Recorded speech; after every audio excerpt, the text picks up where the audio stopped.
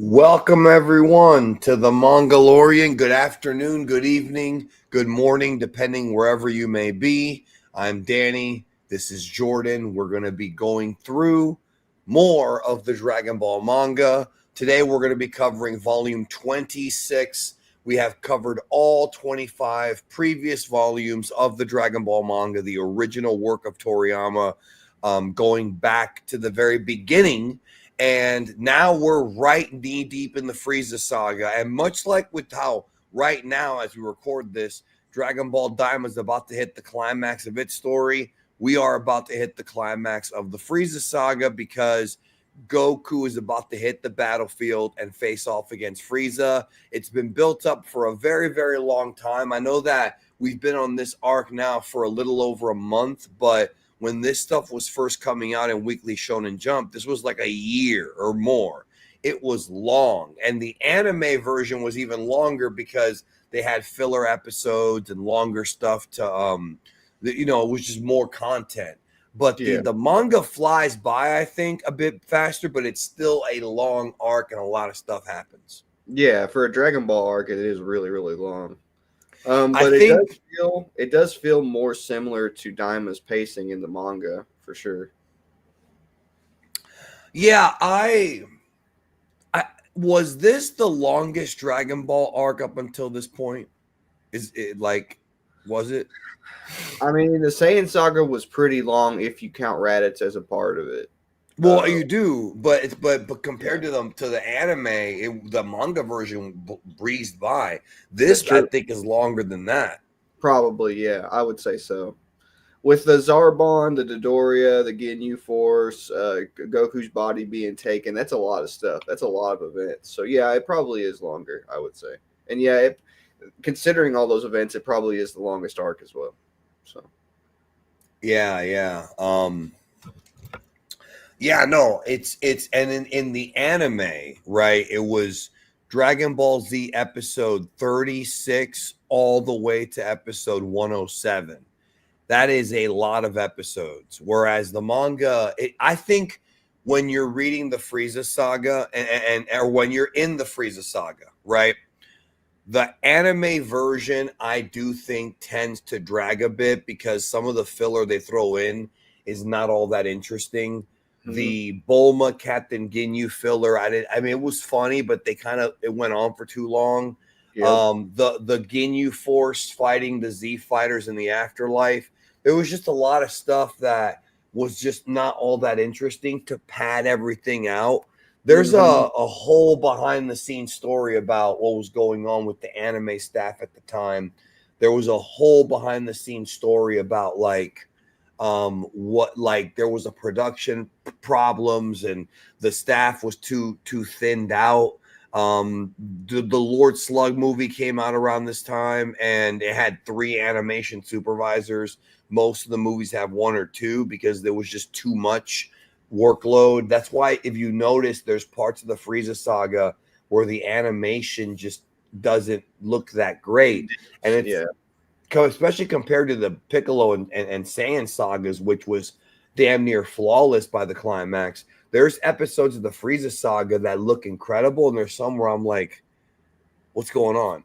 But for the manga, it's pure Toriyama, and it doesn't have any of that. I do think it's an easier story to digest in the manga than it is the anime. Right, for sure. Yeah. And yes, that is the longest fight in anime. The Z portion up until not Kai, the Z version up until now. I mean, there might be an anime that tops it someday. In fact, there probably will be. You never know. Even though anime climax fights aren't that long anymore. All right, let's get started. You ready? Yeah, I'm ready. Let's go. When we last left off, we basically left off with Vegeta fighting Frieza. He thinks he's a Super Saiyan, and well, he's about to get hit with some bad news. We're going to start here with chapter 306, Son Goku Revived. That image there on the right of notice again, we've talked about this now for a while. The Nimbus cloud is pink. It's instead of yellow. It's like that light purple color, yeah, like pink purple. In the anime, it's yellow. In the manga, it's pink, but if you watch the opening shot of Dragon Ball Superhero and the opening shot of Daima that has the flashback, Chikasi Kubota went back and made it pink again as a tribute to the manga.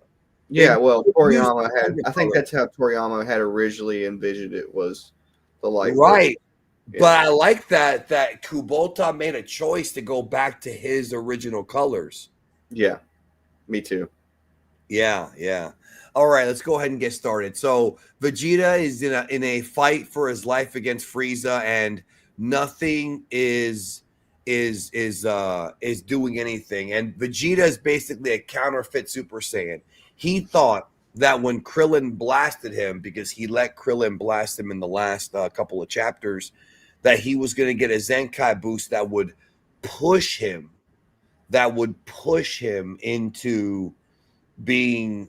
I like how people are asking it was pink. Yeah, bro, you want me to go back to that? There, look, it's pink. Were you not watching the page, bro? We were talking. Look, you see that? Yeah. It's pink. That's It's pink like right there. fuchsia pink. Yeah. Yeah, it looks like bubble gum. Yeah. You know, it was pink.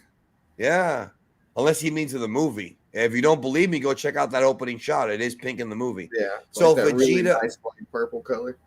But yeah, go I ahead. mean, it was the same thing, yeah. So Vegeta is really this. What this is, bro, is that Vegeta is so desperate to claim to be a Super Saiyan, to proclaim himself as a Super Saiyan, that he really truly wants to believe that he is, and he's Well, not. he believes that he questioned whether or not the legend was true. This is like he said as much himself. But he also said that if anybody was going to be the Super Saiyan, it would be him. So, their entire culture, as I talked about in a previous episode, is centered around what the Super Saiyan was. All of the Saiyans saw the Super Saiyan, and then they passed the legend down word of mouth. And all of the Saiyans are like, oh, wow, if the Super Saiyan's like that, maybe we should strive to be like that. Then we'll be more powerful, and we'll be a better example of what the Saiyan race can possibly be in terms of like power and strength and ruthlessness and mercilessness and stuff like that. So, Vegeta himself as a character is just an extension of that legend that's been passed down for years and years and years, because that legend like shaped his culture. And his father always told him, hey, you got to be this type of Saiyan. You're supposed to be this type of Saiyan. And they made this even more blatant in the Dragon Ball Super Broly film. Whenever we see King Vegeta jealous of the fact that Broly is the legendary Super Saiyan and Vegeta is not. They make it more, obvious that King Vegeta and Vegeta himself had these expectations about they would be the one to become the Legend Super Saiyan. They would They're be the super one. elite. Yeah, they would be the one to take down Frieza. They're supposed to be a prime example of like what's correct about their society. And part of the reason that Vegeta's been so judgmental towards everybody from this point, or from his introduction to this point of the story, is because of his standards for what he thinks the Saiyans and people as a whole should be. And that's because of him hearing about the Super Saiyan. So this means a lot to Vegeta, because not only is this like the idea of the Super Saiyan like a representation of like why he is who he is as a person, but Vegeta also, because he feels like he's a prime example of what the Saiyans are, he feels like he's the only one who should take down Frieza, period. Because he is the best example of what the Saiyans are supposed to be. So in his mind, if he's not the Super Saiyan and his way of doing things isn't correct, then his entire life is a lie. That's essentially what he's grappling with right here.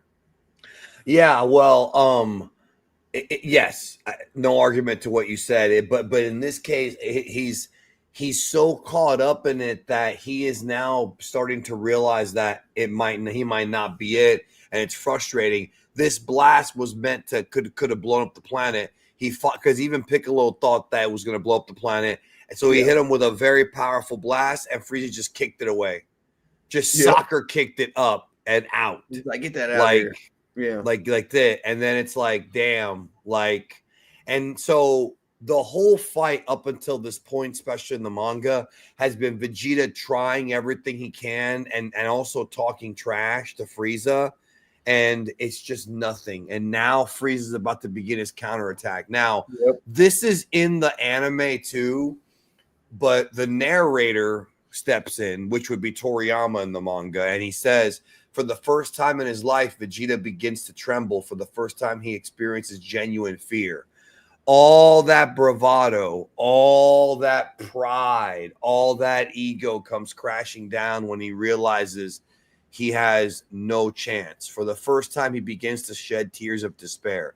See, that's something I think is also, a lot of folks think that Vegeta first cried right before Frieza killed him, but in the manga, he cried right here. He cried before any of that happened. He was already crying, like, and the tears I think come from disappointment, from fear, and because he knows, I think he knows he's gonna die. When I see this panel, this didn't used to be the case. This is just like a modern Dragon Ball thing. When I see this panel, I think of the scene in Dragon Ball Super Broly where all the Saiyans get killed, and then Vegeta's like, "I don't care." Like he basically he's like he even grins in that scene when like he realizes that he and the crew of Saiyans that are around are the only ones around, because he was that confident in the fact. That's part of the reason that he defies Frieza's orders whenever Raditz is like, "Aren't you going to take that call from Frieza? We're supposed to be going back to the planet." You know in what the I mean? flashback, that was anime only, but yeah. Raditz is like, "Aren't you going to like listen to Frieza?" Vegeta's like, "No, of course not. We're going to do whatever we want." And that makes it like very clear from the beginning that like Vegeta's intentions were always to, like, when he got older, eventually finally become free. And that is just like completely crashing. So I think of that scene. I think of like how confident he was when he was younger that things were going to like work out in his favor. And this is him basically realizing that all of those years of him having these expectations in his mind are just like crashing down in front of him. And anybody would like, have this kind of reaction. No, for sure, for sure. But a lot of it is his own pride and his overconfidence, and but okay, we have some super chats to answer. Okay, but he'll still never be king. He doesn't want to be king, bro. He does not want to be king. At no point does Vegeta want to be king. Nope. I don't know. I'm gonna have to make that video about Vegeta for Vegeta fans that don't understand Vegeta. He does not want to be king. No. When he is asked about the Saiyans, he oftentimes does not care about ruling. He does not want to be king. I don't know how many times I've said that in my history on YouTube. I don't know if maybe he wasn't around for that. Why? Yes, this is not the Lion King. Why try to rule a species that you're disgusted by? You know what I mean? Because that is kind of like the thing. Like, Vegeta is like kind of disgusted by his own people because they didn't match his expectations, which to me is another really cool parallel between him and Frieza, although Frieza is disgusted by them for a different reason. Does he say that in Dragon Ball Super Broly? Because I've seen that movie multiple times. I don't remember him ever saying that he wanted to be king. No. I don't recall him ever saying that. King Vegeta wanted him to rule, but Vegeta himself never cared. Yeah, but King Vegeta wanted him to rule when the Saiyans were around. Now they're not around anymore. Like, there's nothing for him to be king of. Yeah. They're dead. So Frieza begins his counterattack. We're going to get to the super chats here in just a moment. And here Frieza it's just an annihilation. It doesn't matter if you're watching the manga or the anime. Yes, as a kid. Yeah, correct. Yeah, before he was disgusted by him, yeah, he did want to be king. Yeah, one time, yes. He goes, and here, we've seen this before. We haven't seen Vegeta get thrashed this badly, though. This is one of Vegeta's biggest thrashings, like, ever. Like, this part right here where he uses his tail to choke him and he's punching him in the kidneys, like, that's very iconic. He'll be pissing blood, bro. He'll be pissing blood for a few days. Look at this, bro. Just and I love how Frieza's like, if you want to help him out, feel free to jump in any time. Like, he's like, Frieza's so overconfident. This is his final form. Now nothing is bad. And now Goku senses that his energy is draining, and he's like, then bam, he's healed. And then this part in the anime is all dun dun dun dun dun dun when he comes Yeah, out Goku all looks so healed up. freaking awesome here. He looks Yeah, so yeah, I like how Toriyama's able to like draw his hair subtly different because it's still wet. Have you yeah. noticed that? Yeah, I have. Yeah, he did that a lot whenever he was a kid too. Like he would do little subtle alterations to his hair. I do Because like. yeah, because I it's like also like heavier. how. I also like how he kind of makes his hair look like Super Saiyan right there in those panels to the left. Like the bottom panel. You can't see it right now on screen, but like the one where he's like, it feels good. I just wish I had time to enjoy that bottom panel there. That looks like Super Saiyan, which is cool. Right here. Yeah, Yeah. Right. No, it does say black hair, except black hair. And yeah. he does understand he's a lot stronger now, even stronger than he was just earlier in this arc. Chapter 307, kickstarting the super decisive battle. So now we've gotten to Goku versus Frieza. You know, Goku versus Frieza, I think, is considered by a lot of anime fans maybe the most iconic fight in the series or the most iconic fight in the anime or in anime in general. I think a lot of that has to do with the impact of the Toonami run and how a lot of people jumped on board during that time because when the episodes picked back up again with what they called season 3, which was the Frieza Saga, right? After the 2-year drought, a lot of people jumped in. A lot of people were starting to understand Dragon Ball. Um, you know, Well, they it's were hard to beat that what you're becoming talking fans. about. Well, it's hard to beat what you're talking about in combination with this being a resolution to Goku's like Saiyan character arc in some sense. Also him getting Super Saiyan, all of that stuff at once. It's really hard to compete with this. Not only in terms of it being iconic within the series, but just like, like you said, people being introduced to it around that time. It did have a huge impact for sure. Also, and I'm going to say this very clearly, and I'm not going to go into detail on this, but I'm going to say it clearly. There was a debate in the anime fandom about what transformation is the most iconic ever in history. And some people seem to think that other shows that came out after have a more iconic transformation than Super Saiyan. And I'm here to tell you, in doing my research, you're wrong. There really is no transformation in anime or manga that's more iconic than Super Saiyan on a worldwide basis. Every country in the world knows what Super Saiyan is. China, Latin America, Japan. It's not even about, this is not a personal bias. This The is not sheer amount of Super Saiyan references that are in other anime and pop even like culture. American cartoons is actually insane. Like Sonic there the was even a Super Hedgehog. Saiyan reference in Billy and Mandy and like Kids Next Door and like Cartoon Network. Sonic the Hedgehog and Supersonic took Super Saiyan and took it to a whole new audience and blew it up because I think people forgot how big that game was and how big how big the game the franchise has been. You know what I mean? G But Gundam like even had a Super Saiyan like Gundam character. Like it was huge. It was definitely like huge. yeah, this is not as something I'm saying as a quote unquote fan of Dragon Ball, nor am I saying it as somebody who is trying to defend Dragon Ball or any of that stuff. I'm saying it just objectively speaking. Very few anime and manga have connected like this one has worldwide. We're talking about multiple languages, multiple cultures, Portuguese for Brazil, like every country, almost every country in the world has a transformation or has a translation of Dragon Ball somewhere, and the blonde spiky hair is like a thing.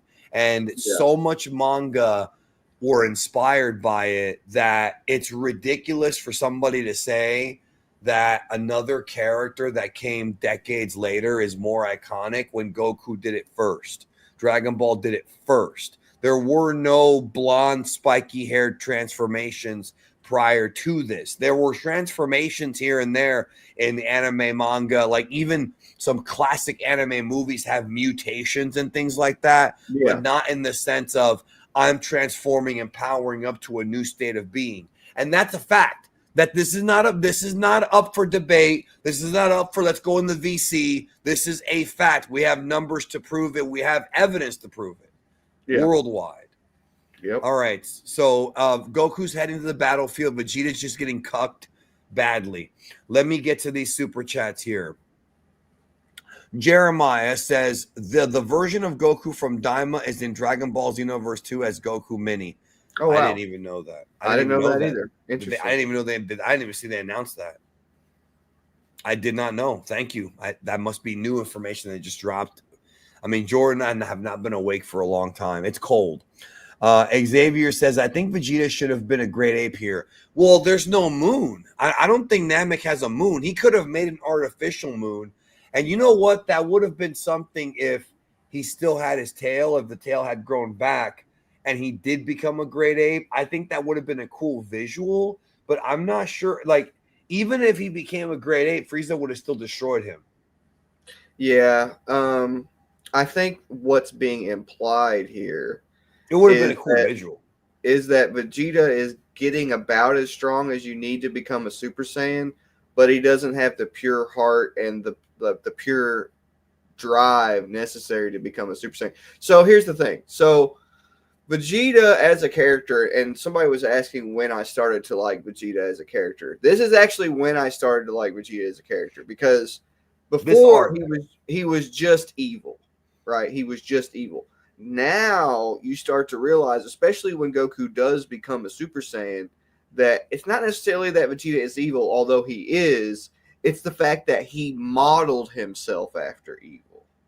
He worshipped the idea of an evil figure, which he considers, the Super Saiyan he considers to be a merciless, bloodlusted killer who just loves to fight, and that's it. And he sort of modeled himself after that, which means that Vegeta has never had the opportunity to really become his own person.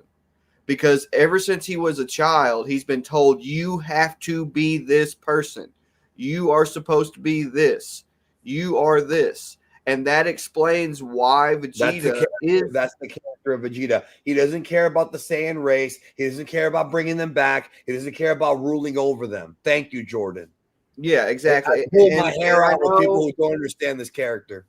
I know that Vegeta himself was skeptical about the legend. I realize that, but that does not mean he got gassed up. Culture as a whole didn't believe in it, and that they didn't embrace the ideas that the Super Saiyan represented, and that didn't have an impact on Vegeta's personality, because it did. The entire reason that King Vegeta was so strict with Vegeta and basically raised him to be the type of person he was. And again, they expand on this in Dragon Ball Super Broly when King Vegeta is blatantly like, you're going to be the one to take down Frieza. You're going to be the one to do all this. And then he's upset because he finds out Broly's the Super Saiyan. Like, they've expanded on this prior. Like, Vegeta, you don't get to see who Vegeta actually is until he can let go of this idea that he's destined to be this entity. And I think that makes his character like much more. A lot of people like Vegeta's like ego moments where he's like winning a fight and he looks really cool, because to me, I think what makes him the most interesting is whenever he's at a point of weakness, especially here on Namek, because this is a big character moment for him. Yeah, you get to kind of see the cracks in the armor, so to speak, right? Yeah, and I mean, to answer the question, I think we talked about this. I think we talked about it weeks ago on one of the previous editions of the Namek Saga of this series we're doing. But I think this is where Vegeta gets interesting. I think Vegeta as the anti-hero is when everybody started to like him. Not necessarily as a good guy, but as somebody who's killing other bad guys for his own good. People like anti-heroes, bro. Anti-heroes, especially in the culture that we were getting into. You have to remember, this is now the 90s. This manga is 1990. The episodes came out in 1991. these episodes. The dub was the late 90s when things were really getting edgy. That's when you had South Park. That's when you had Grand Theft Auto was blowing up as a game franchise. Stone Cold Steve Austin was the anti-hero on WWF. Just everything that was pop culture was starting to go very edgy. So Vegeta just naturally fit in to that time. So that's why he has a lot of fans. But like I've said, people don't seem to understand Vegeta. And whenever I see a Vegeta fan, first of all, Vegeta's not alpha. He's beta as fuck.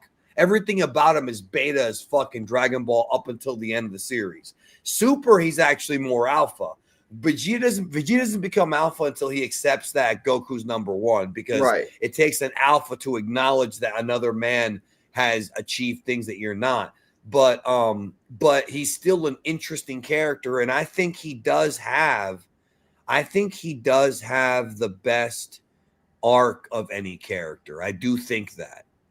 Yeah, he definitely very strongly believes in his principles and like what he's supposed to be, but he's also insecure, and that insecurity is a side effect of like essentially everything that Frieza's put him through. He essentially like Frieza made him into his puppet. He destroyed all of his people. So the fact that Frieza is this much more powerful than Vegeta after he's put in all this work to like try and become the Super Saiyan, it would be completely demoralizing. So yeah, and he is demoralized. What happens here, and this is explained. This is and expounded upon in the anime a little bit more, is that Vegeta's lost his confidence. Vegeta's always super confident against Goku, against Dodoria, against Zarbon. He's always been super confident. Here, he's just lost it. He basically has lost the will to fight. And I think the narrator in one of the episode recaps straight up says Vegeta loses his will to fight.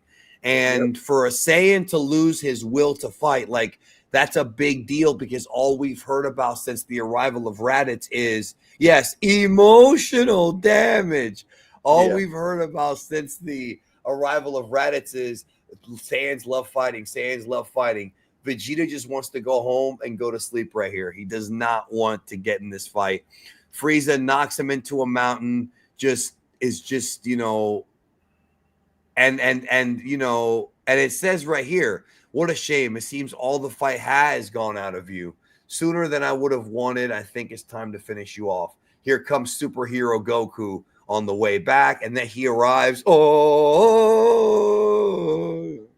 So as far as one more thing about the Great Ape thing, I think visually, yes, it would have been cool, but it wouldn't have changed anything as far as the outcome of the fight. Plus, some people were saying that he would be too slow. He's still too slow, even in his base form. But Frieza's just too much is just so much faster than him. Yeah. Fun fact: in the manga, Vegeta never defeated Frieza. He lost to his former master here, and in the Granola, I don't think Frieza was ever Vegeta's master. And in the Granola arc, alongside Goku, I don't think Resurrection F is canon to the manga, but I could be wrong. Well, except for the very beginning of Universe 6 arc, where it says at the very start, the events of Resurrection F just took place, and Goku and Vegeta just battled Frieza again. Yeah, if anything, the movie, and the events. Well, I guess they do. He doesn't remember. He doesn't remember right? what happened. No, he doesn't remember what happened. What happened was Toyotaro was hired to do. He doesn't remember. Manga. Yeah, this is why, again, the canon shit.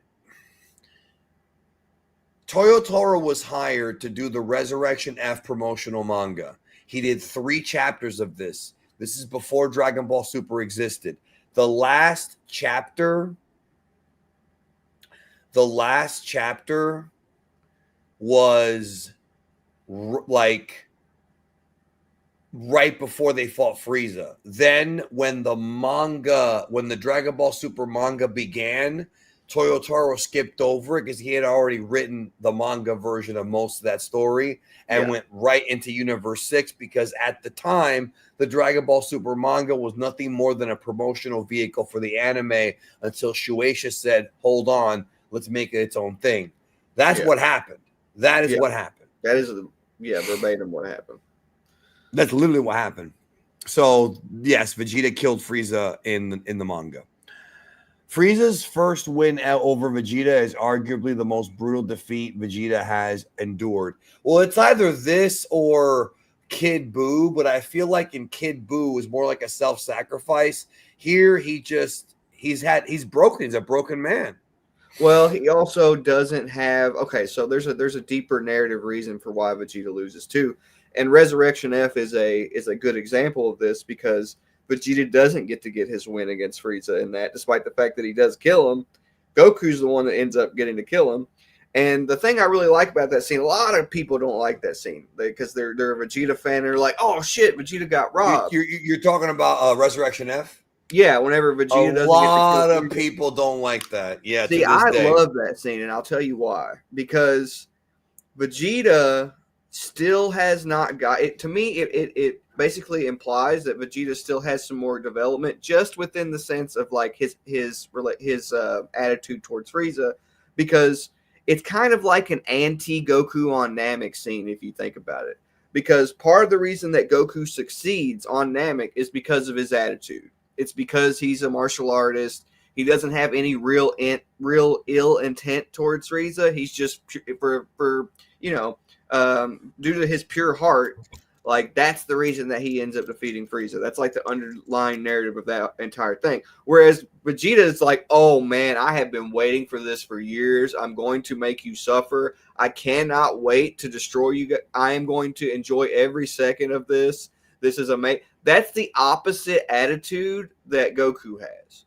So it's kind of in a way giving you like a what if scenario. Like let's say Vegeta did get Super Saiyan here, right? Let's just say hypothetically things worked out for Vegeta and he got Super Saiyan.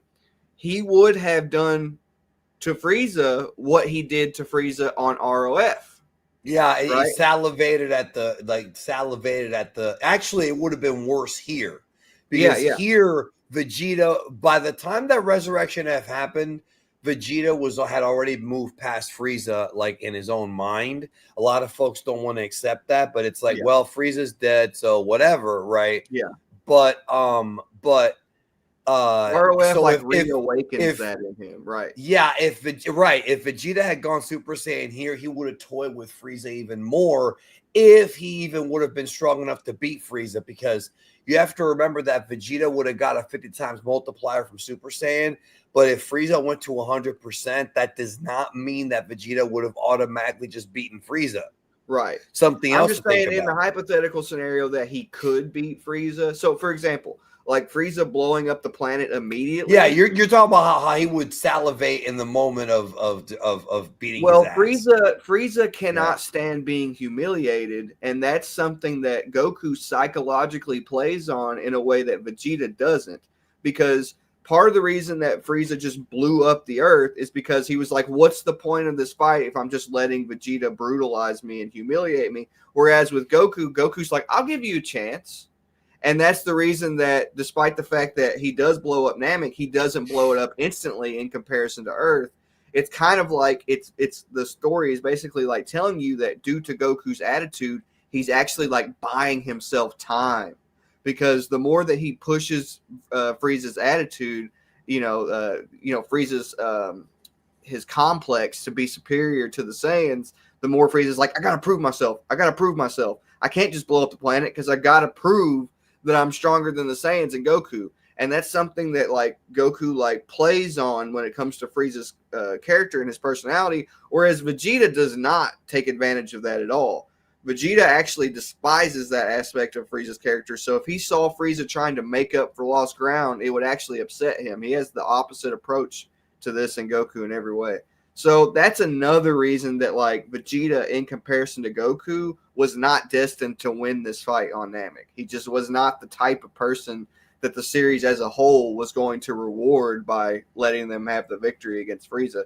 And honestly, and this is just, this is speculation and something I would just love to see, but I think due to how melded Frieza and Vegeta's character arcs are and how melded they are as characters, whatever they end up doing with Black Frieza, I hope it's very, very relevant to this. I hope it's very, very relevant to the fact that Vegeta was humiliated on Namek because he didn't have the right attitude.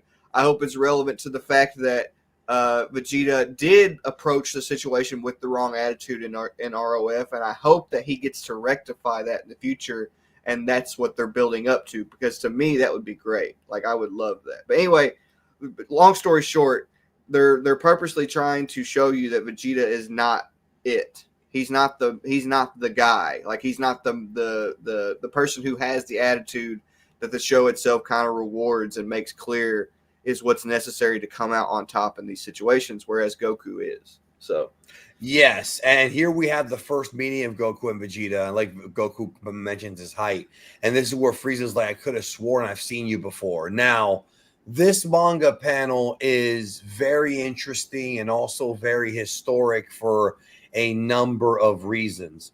This manga panel is the first time that Toriyama has addressed something that was anime only and put it into his story. The Bardock special was written by Takao Koyama, not Toriyama. Toriyama helped with the designs, but it was not written by him. That whole story was written by Takao Koyama, and it premiered on television in October of 1990 in Japan, which is right around the time that Raccoon versus Goku was about to happen. It was right around those episodes, right? And Toriyama saw that special and was like, that's pretty dark, and made comments about how dark it was, and actually took the Bardock from that special and put him into the manga. Now, where things got convoluted is when Dragon Ball Minus came out, and not only did Toriyama like redraw the way Bardock looked, but retold the entire backstory. And that's the beginning of Toriyama's of modern Dragon Ball's consistent or constant use of retcons. Now, I'm not going to go into which ones, because some of them are good, some of them are bad. Daima's had a lot of them. There have been a lot of things in Daima that have changed what we previously thought about the Demon Realm. Yeah. And in this case, it's like, it's not that Toriyama's acknowledging that the anime is, you know, the consistent story or the canon, as people say, but he's acknowledging that the events of that arc probably did happen because Frieza remembers him. And then the way wait. The way they retold it in Dragon Ball Super Broly, when Frieza blasts the planet, Frieza didn't see Bardock. Frieza did not see Bardock. He just blasted the planet, and Bardock was on the planet. He fires the blast. Everybody dies. Frieza did not see Bardock.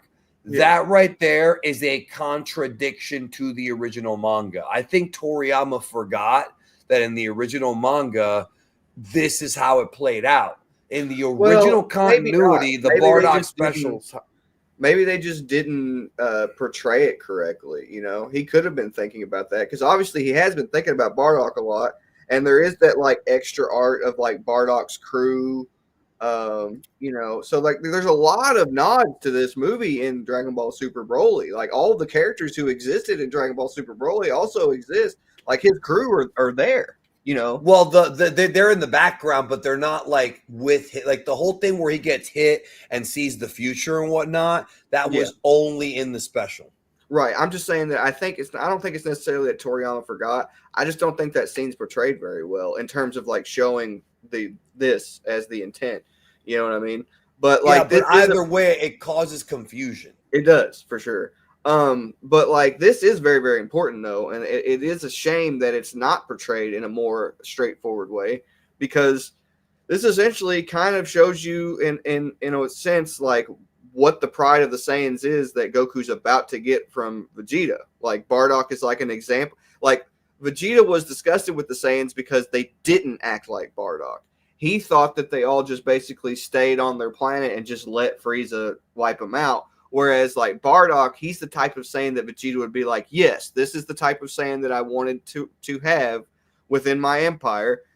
This kind of Saiyan defines the type of attitude that I think the Saiyans should have as a king, right? As a ruler. Like if all of the Saiyans were like this, then Vegeta would not be disgusted by him. He wouldn't have this like negative, sour attitude or perception of what the Saiyans are, because Bardock is actually doing what Vegeta wanted the Saiyans to do, which is like try to revolt against Frieza and grow a pair.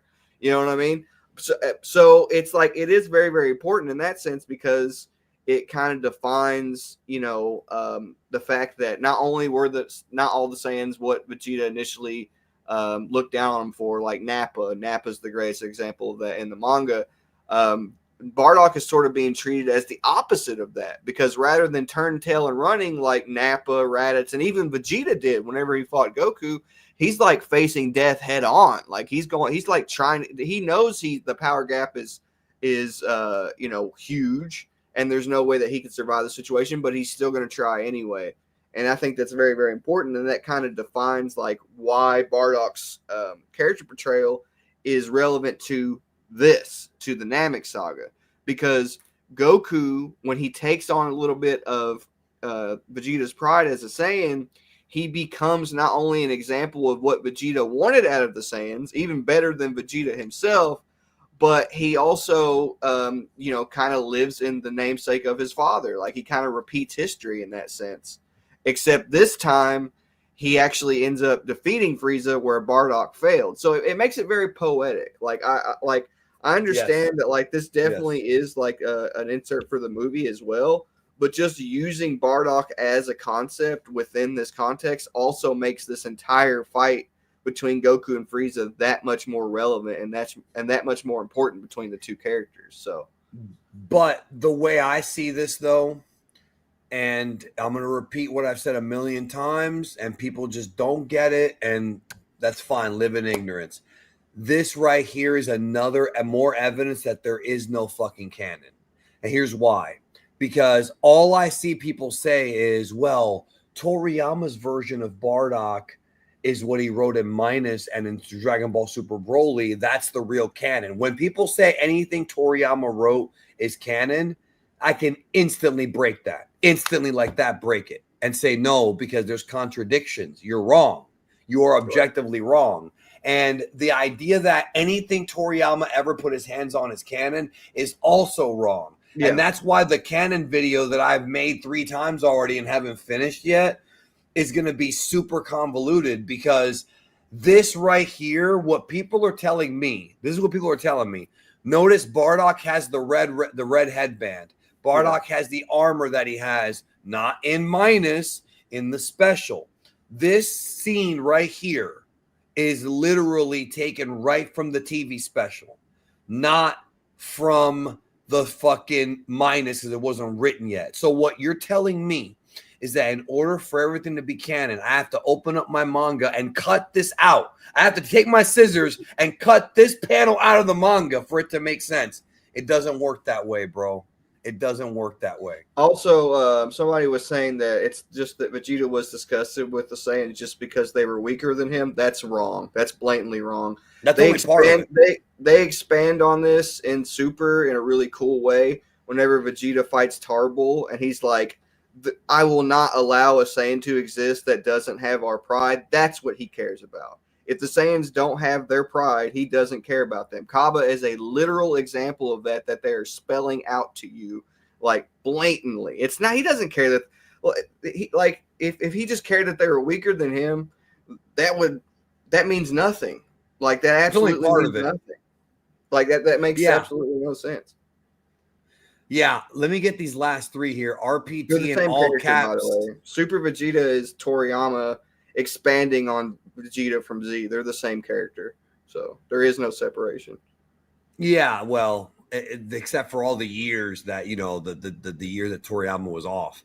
Right. In all caps, he says the Saiyans are a true warrior race. Yeah, you're like, I guess he's quoting Vegeta, and then Bardock's missing his tail. People keep saying that you don't see his tail here. It doesn't mean it's not there, though.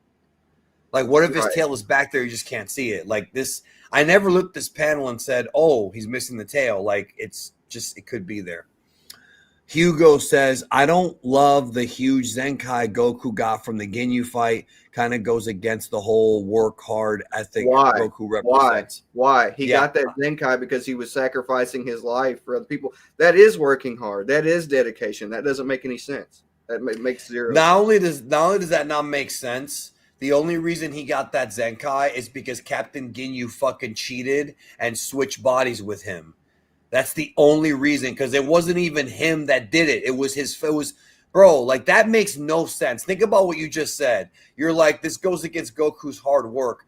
Dog, Ginyu took his body. Ginyu took his body. If a dude takes your body, pause, and fucking gets beaten up in it, is that your fault? If a dude takes your body and gets beaten up in it, pause, is that your fault? No, like that's what happened. Now, if you're gonna say, well, it's contrived storytelling to give Goku a reason to get another boost, then I can agree with you. Something that Lance has talked about in his breakdown of the manga over on the Missed Air Fusion channel is that he does not like that Goku essentially has two big hero returns in one arc in a very short span. I think what happened there, you can legitimately say that is maybe a storytelling hiccup from Toriyama. I think what happened was Toriyama was looking at like the layout of the story and said, I don't think Goku is quite strong enough just yet. So that's when he came up with the Captain Ginyu body steal thing. So I feel like I don't think it's necessarily bad storytelling, but I can see people having a problem with it because it's sort of like he's repeating the same, dramatic use of Goku, but I think it's something he felt he needed to do at the time. I never had that big of a problem with it, but if somebody does have a problem with it, I'm not gonna like totally think that they're wrong because there's some truth to that, Yeah. Well, I think So. Toriyama just does whatever he thinks is best for the story, and that's it. Yeah, I mean, but I think that's what happened. He just realized like I have to power him up more. So, this was neither Frieza nor Goku were aware that the Saiyan who Frieza killed that day was Bardock, Goku's father. So, that Toriyama just basically took the special that Koyama wrote and made it canon, and then took it out of the canon when Minus came out because there is no fucking canon because Toriyama doesn't care. So that's why the easiest canon you can think of is just the manga, because the manga is what he wrote during the time it was being published. So Right. All right, so fucking Vegeta realizes that Goku has broken his limits again. Here's the face off. I actually like this little scene how Frieza tries to go for a big kick on Goku and Goku literally dodges and kicks him back. Already what this is what we call in professional wrestling a hope spot. As a fan reading this, when you see Vegeta, or I'm sorry, when you see Goku able to dodge Frieza's kick and actually hit him, that's immediately telling the audience, holy shit, he may actually have a chance. Right. Yeah. Yeah, it is. It's a very smart storytelling device. Yeah, for sure. He could have cut this out and just had them start fighting, but I think he put this in so that it's more of like it's almost like an advertising vehicle. Like, stay tuned because this might not go, like Goku might actually get this. Of course, a lot of stuff happens. So, Frieza is preparing to blast Goku. He fires a bunch of ki blasts at him here, and Goku is able to use his hands to deflect them. So again, this is all being done.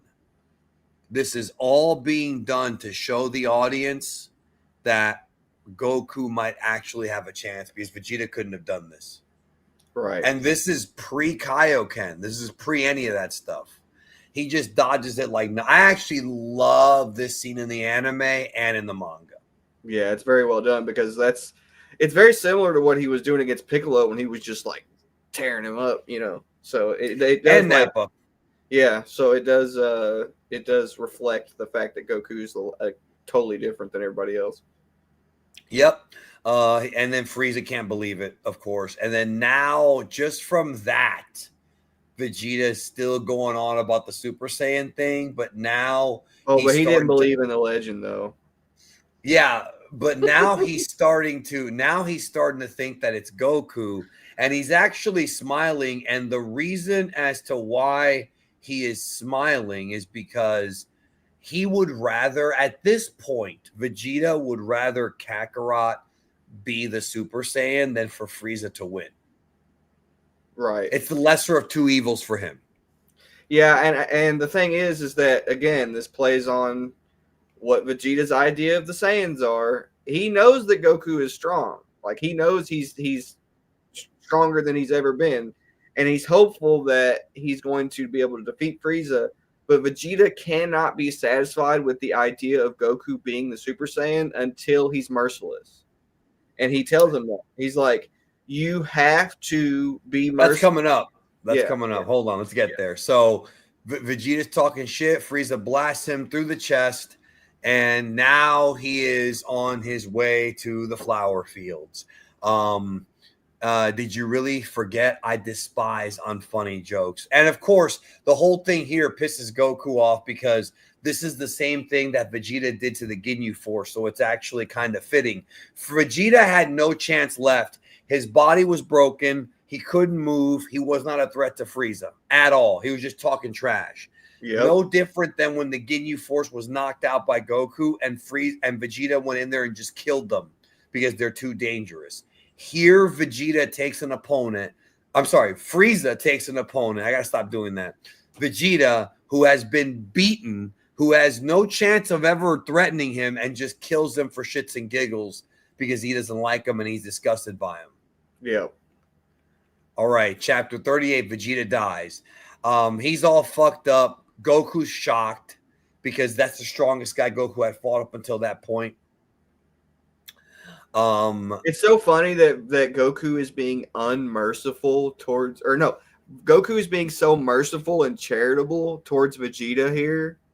Like, look, this is a perfect parallel to whenever Nappa was laying next to Vegeta, and Vegeta was like, "Nah, dude, you don't have that pride. Like, I don't." And it's funny because somebody was denying the fact that the Universe 6 stuff was referencing that, despite the fact in the manga there's literally a panel that's drawn exactly like whenever Vegeta kills Nappa, basically blatantly showing you that that's referencing back, basically telling you why Vegeta killed Nappa all those years ago, because he didn't have any pride as a Saiyan. They blatantly reference that in the Super manga.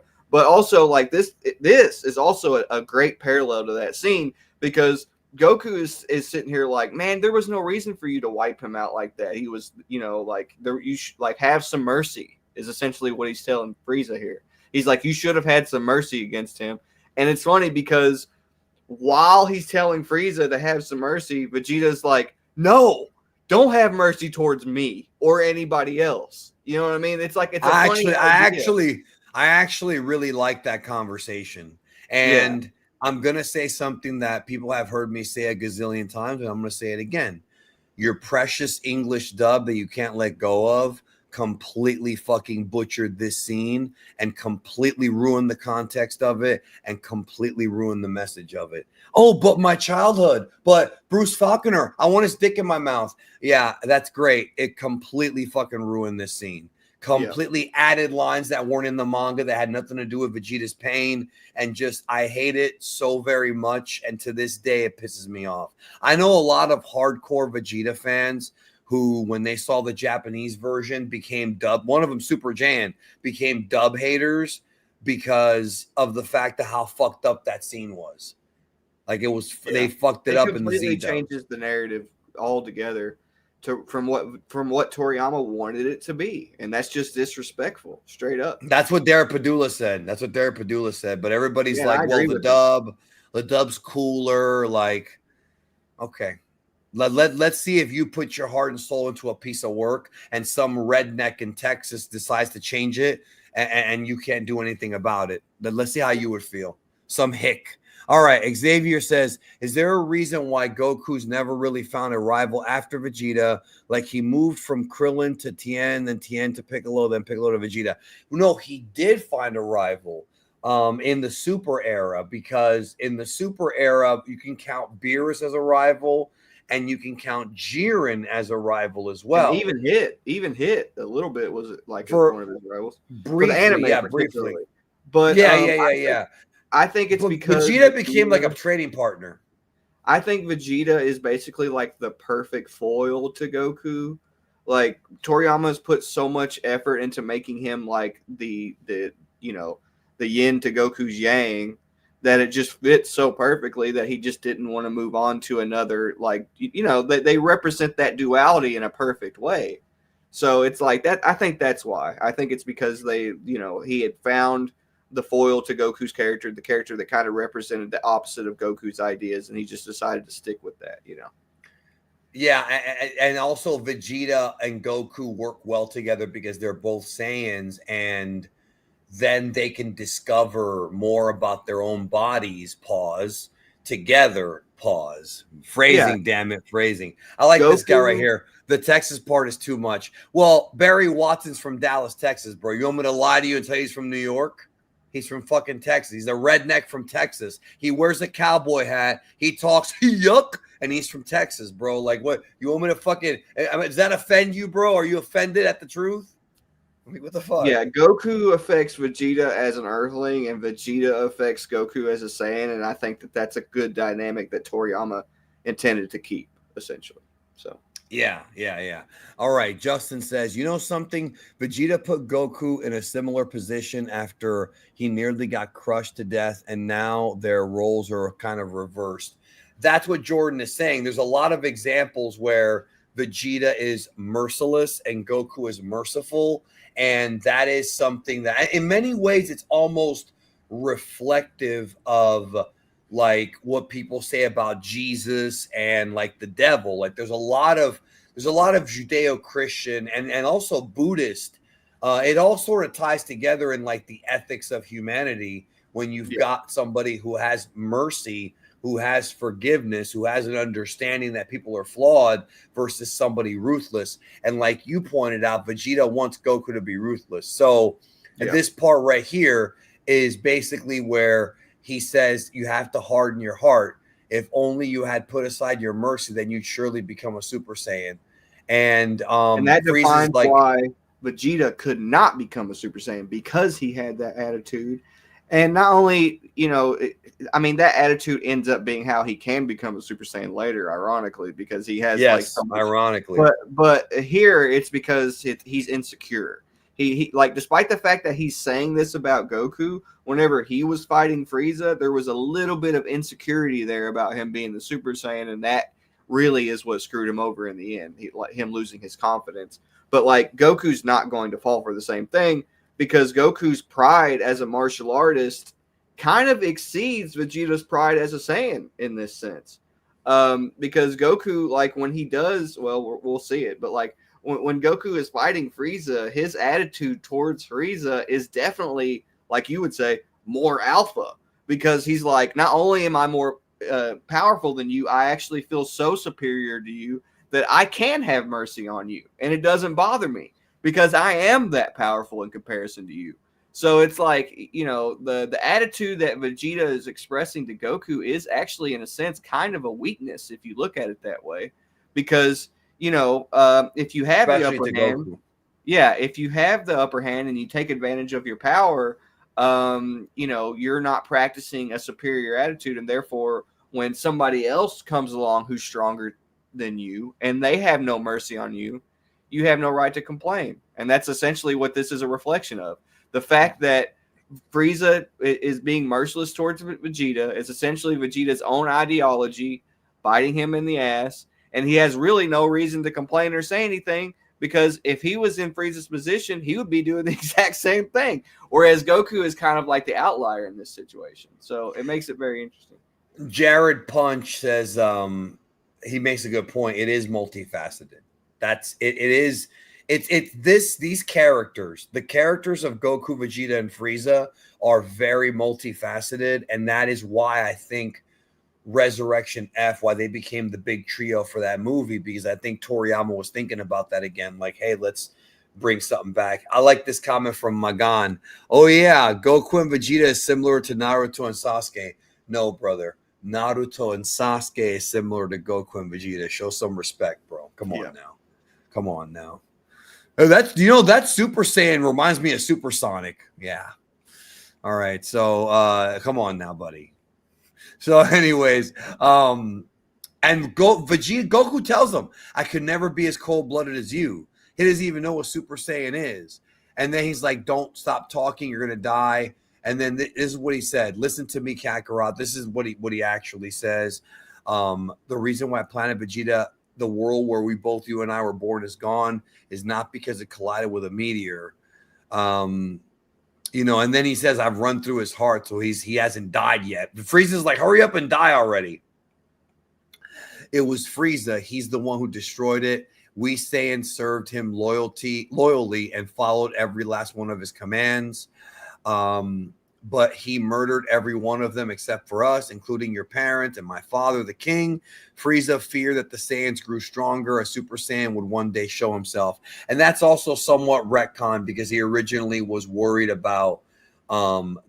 But he didn't believe in the legend, by the way. He didn't believe in the legend. Yeah. It's multifaceted because at first it was that, but then Toriyama sort of puts this legend in there, but I think it's still fit. It's not one of those retcons that is like, oh, Toriyama changed the story. It's a change, but it's a change that I think worked. I think it made it. And I think if we're being honest, and this is what I was saying earlier, Toriyama creating Super Saiyan, creating that form has made his pockets even fatter. I don't think even he realized it when he was writing this back in the 90s. There's no way that he could have known how crazy that little golden-haired idea would be. Right. Kakarot, I beg of you, he must die at the hands of a Saiyan, and then he dies. Yeah, and so that is definitive of Vegeta's character. The entire reason that Vegeta is the person he is because he felt he had to be that person to not only get justice for his species in the sense that, they had been domesticated and weakened and turned into basically like little drones by Frieza, because Frieza is the one that is he nailed it. He nailed it.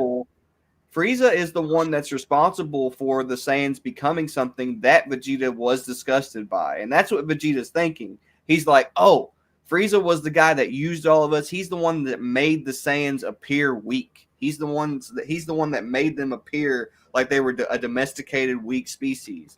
So not only did he kill them, he also humiliated them. And basically Frieza is in his own way contradicting the very foundational beliefs and ideas that defined who Vegeta was as a person and basically made him into who he was.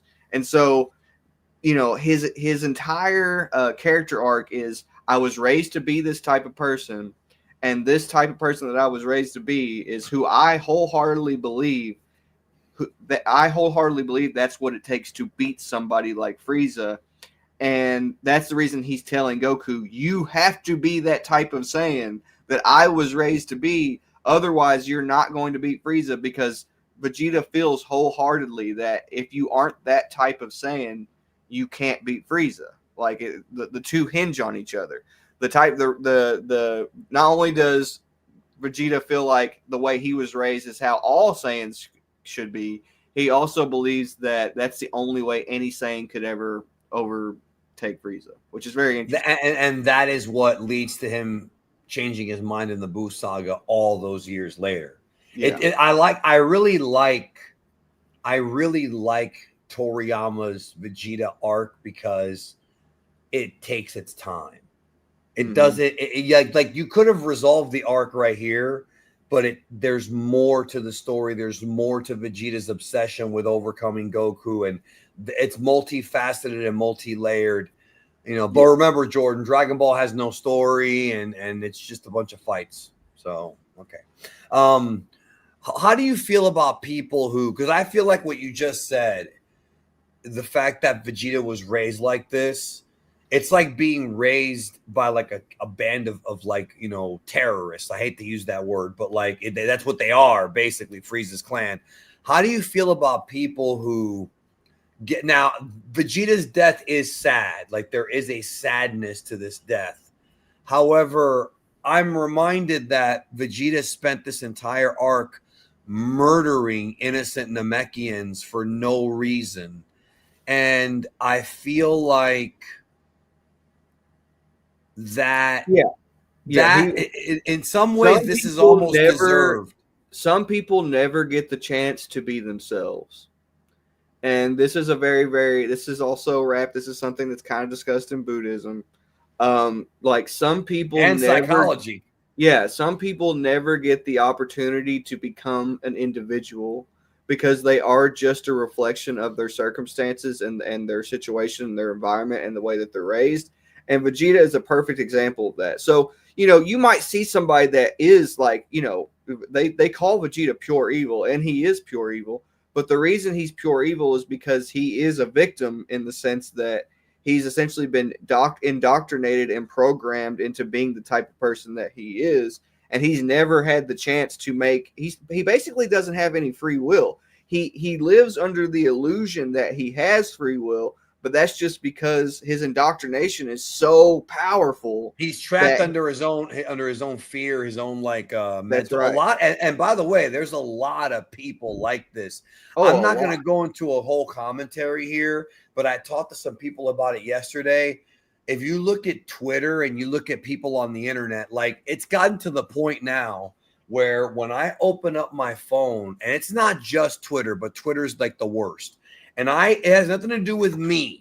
It's nothing somebody being mean to me or anything. Obviously, yesterday was for some, a very dark day, and we'll leave it at that. All right. For some, it was a great day. For others, it wasn't. And I see people even putting that aside. Like I look at people's comments and the way that they sort of react to things, and I can just, it's almost like in my brain, I know like you need therapy. Like Yeah, you need, there's something else going on beneath the surface that you're not addressing. And this is not a diss, it's not an insult. Every human being has some kind of quirk about them that can be fixed, that can be improved. And Vegeta's character being flawed like this is what makes him so interesting. I think Vegeta fans who like Vegeta subconsciously don't even realize that the reason as to why they like Vegeta is because he is a lot like them.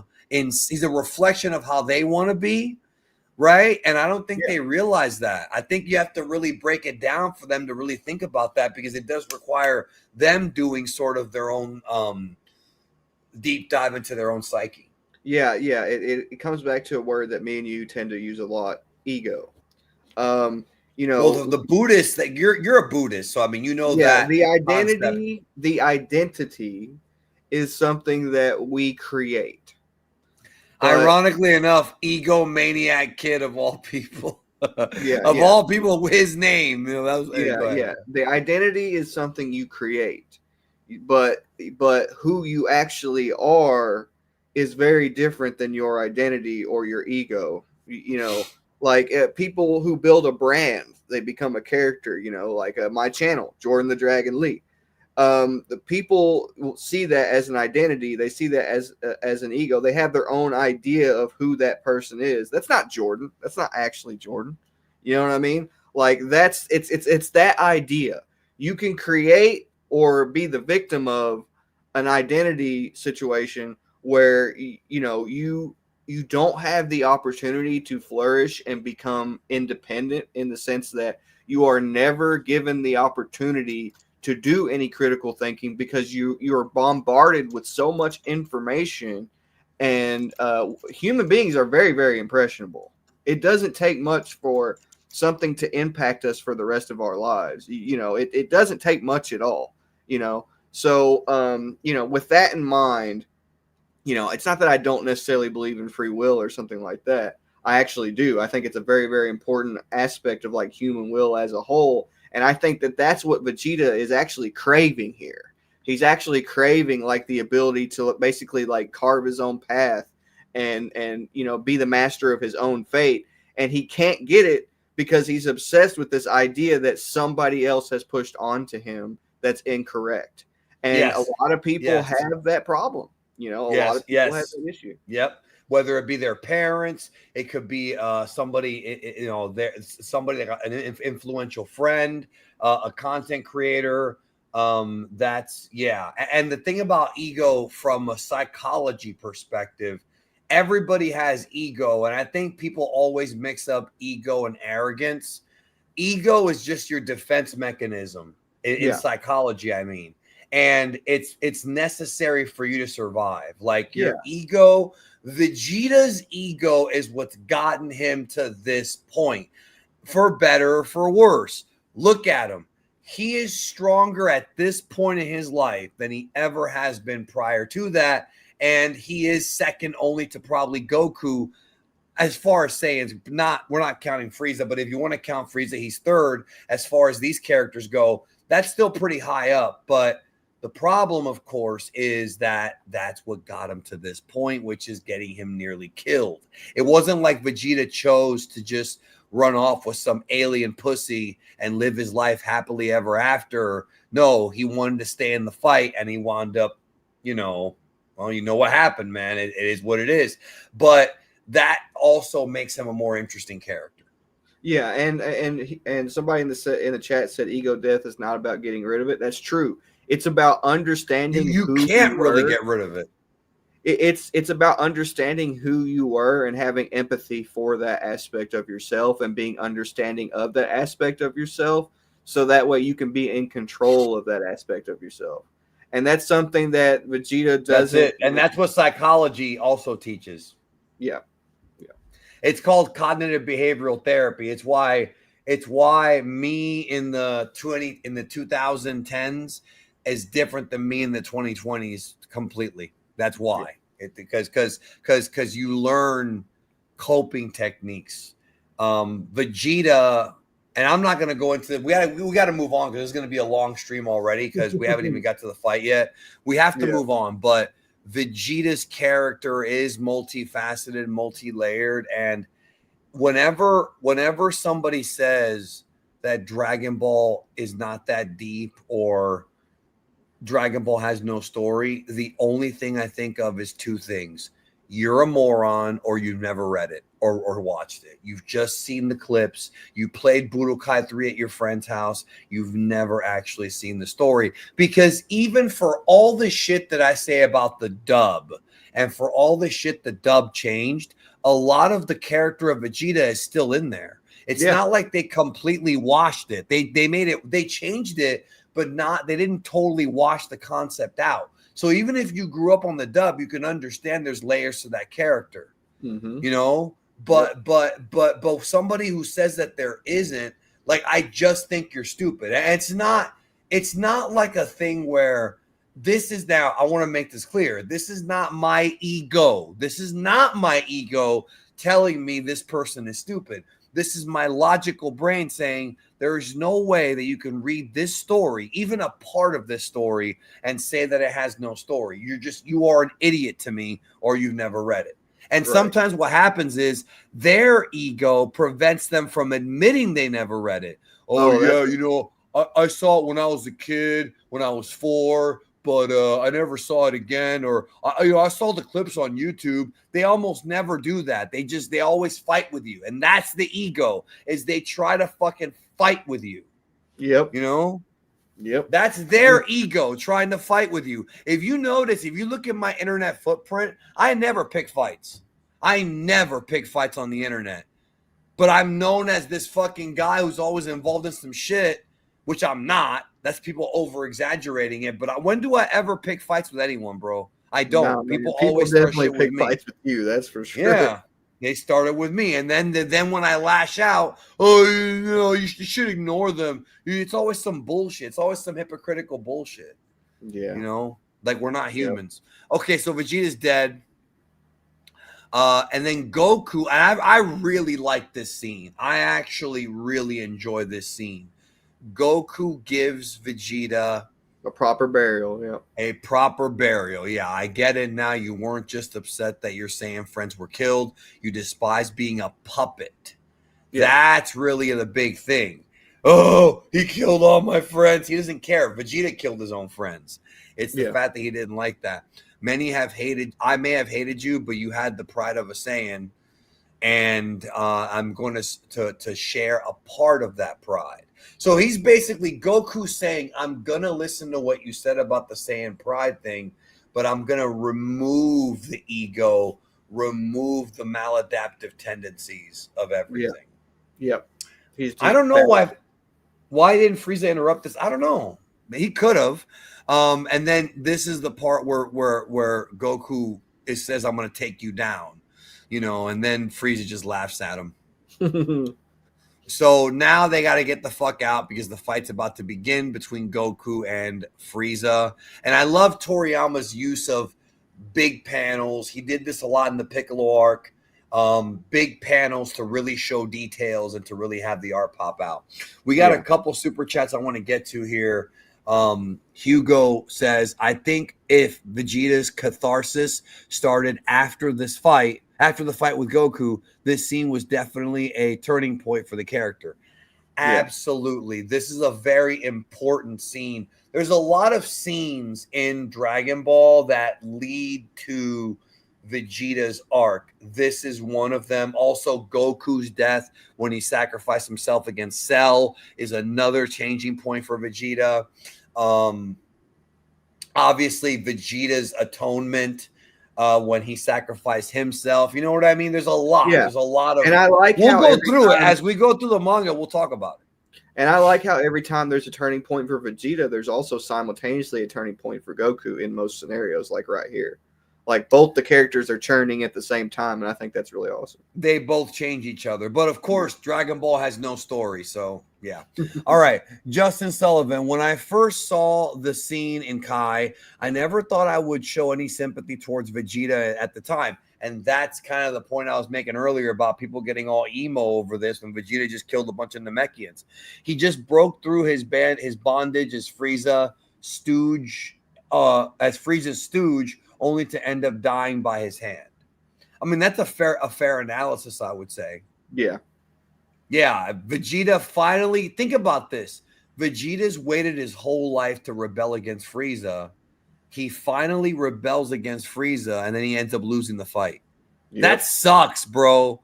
That sucks. It reminds me of whenever you watch a UFC or a sporting event. It doesn't have to be UFC. It can be football. It can be basketball. Right now, we're in the middle of the NFL playoffs. Do you guys know that it is more devastating to get to the playoffs and lose than to be on a losing team? Like if you're on a losing jabroni team that's two wins and all losses the whole season, it's like whatever. All right, like we suck. But if you work your ass off all season, you get to the NFC Championship and you lose, you're this close to the Super Bowl, that is pain, bro. When I used to laugh at athletes who would cry after they would lose, because I used to always tell myself, you're a fucking multimillionaire. If you ever, like, it's the shit I say about billionaires all the time, bro. If you have any problems, you have enough money to solve it. You're not like the rest of us down here. And I still feel that way to a degree. But now I understand that the tears are not because, oh my God, feel sorry for me, I lost. It's because I worked so hard and smelt it. I tasted it. And it wasn't meant to be. Yep. It's powerful, man. Tehran Aries says, I'm going to start calling him turrón, bro. Do you know what turrón is? No. So in Latin America, we have this pastry called a turrón. It's this, like sort of this little, I don't know how to describe it, bro, because the thing about Spanish food is there's no English equivalent. So it's very hard for me to explain it to you. But it's almost like a mix between a cake and a candy bar. and it is so fucking good. The problem is it's packed with sugar. It's got a lot of sugar. Dude, I used to eat this as a kid, though. Oh, my God. Turrón is my shit. Anyways, one thing that I love about Dragon Ball is the constant theme of improving oneself. Yes, that is a constant theme. Moving past your inner darkness and fears. Theme song like Dragon Soul and Daima's opening show this. Well, so do the old songs too. But a lot of them are about like love and happiness. And I always found it ironic that a show that gets so dark at times has a very cheerful intro. Like when you first start watching Dragon Ball Z, you're watching Nappa nuke all the Z fighters. Chawa, hey, chara. And it's all happy music. And it's like, all right. You know what I mean? But Japan does that, bro. Like, every show we've watched, like Jew Ranger and Die Ranger, like they get dark, especially near the end when everything goes to shit. And they're still Jew Ranger, it's all still happy. You know, Japan's funny about that. All right, so Goku versus Frieza. Let's get to it because this stream is already going long. But there's a lot to talk about. This volume that we're covering today might be the most important because this volume right here, volume 26, is what sets up the rest of Dragon Ball and Super. Yeah. Like literally the Goku Vegeta relationship, the Frieza shit, all of that is in this volume. Super Saiyans, there's a lot, and we haven't even got to that yet. So Goku goes in, Frieza blocks, Frieza goes for a shot, Goku dodges, counterattacks. They're going for it. Very early in the fight, this happens. Frieza goes for his eye blast. Thank you, Richard, for your donation. And thank all of you for your donation. And Goku's dodging, gets behind, chops Frieza in the neck. Oh, sorry about that. What's the wrong screen? And then Frieza goes for a blast. I love it because it's so quick. It is such a quick. They are moving quick. Toriyama is able to draw these fights and actually show the speed impact. Yeah, so I like how Frieza, like 1 second he's teleporting through Goku's chop, the next he's coming out of the water. Like that's wild. That's speed. Yeah, that's speed. Like, yeah. It's powerful. So Goku is Goku tries to deflect this ball, but it's very heavy. It's a very heavy ki blast because Frieza is very powerful. I love that he breaks through this little like plateau and he's doing the best he can, but Goku manages to knock it away, but even his hands hurt. So again, now this right here, neither gives an inch. Chapter 309. I've seen this image so many times. I have it on a shirt, and I should have worn the shirt today, and I feel like an idiot for not wearing the shirt today. I love that image. Maybe I'll wear it next week. Iconic pieces of art of Dragon Ball, in my opinion. Like that image particularly is like burned into my brain because whenever I was a kid, I used to have a Dragon Ball Z coloring book. I think when I was like maybe 10 years old or something like that. And this was the only page in the entire coloring book that was already colored. So it was like burnt into my brain. Like, you know what's funny about this picture? It's not in the anime. Yep. There is no scene in Dragon Ball Z. It's not in the anime. Magan wants to know what your favorite cover art is, bro. There's way too many. We go through them. We'll probably talk about that when we finish the story. But there's way too many, bro. There's 500 chapters. I just like to talk about how great some of them are. So while that's going on, he's just keeping them updated. Vegeta's dead, and they're like, damn, how's Goku going to beat this guy? It's just a cutaway. The Ginyu Force stuff that happened around this time is not in the manga. You appear stronger than I thought. I'm rather surprised. I didn't think anyone in the universe had to surpass Captain Ginyu. It's a pity you can't beat me. He's like, maybe not, but I'll never know till I try, which is a very Goku thing to say, but it's also like a nice letters. If you read the One Piece manga, it's over 100 chapters. You mean 100 volumes.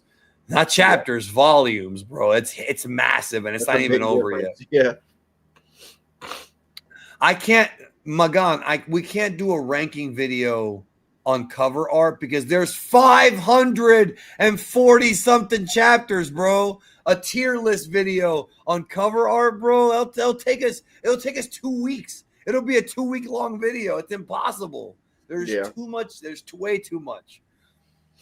You know, we can do like fights and movies and stuff like that, but like cover art, there's just too much of it. You know, there's just too much of it.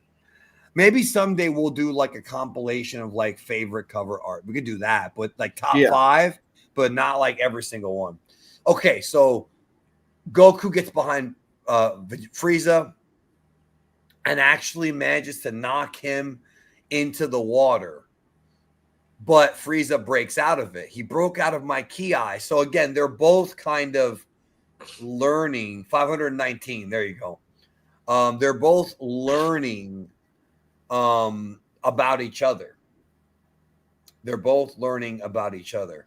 And he gets behind Goku, connects with this big soccer kick, knocks him into the water. And here Goku takes a break to kind of sort of rethink himself, you know, kind of, okay, what are we going to do here? He's going to center himself, Yeah, this guy's really fast, but what am I going to do about it? And here, and I am a huge fan of pre-Super Saiyan,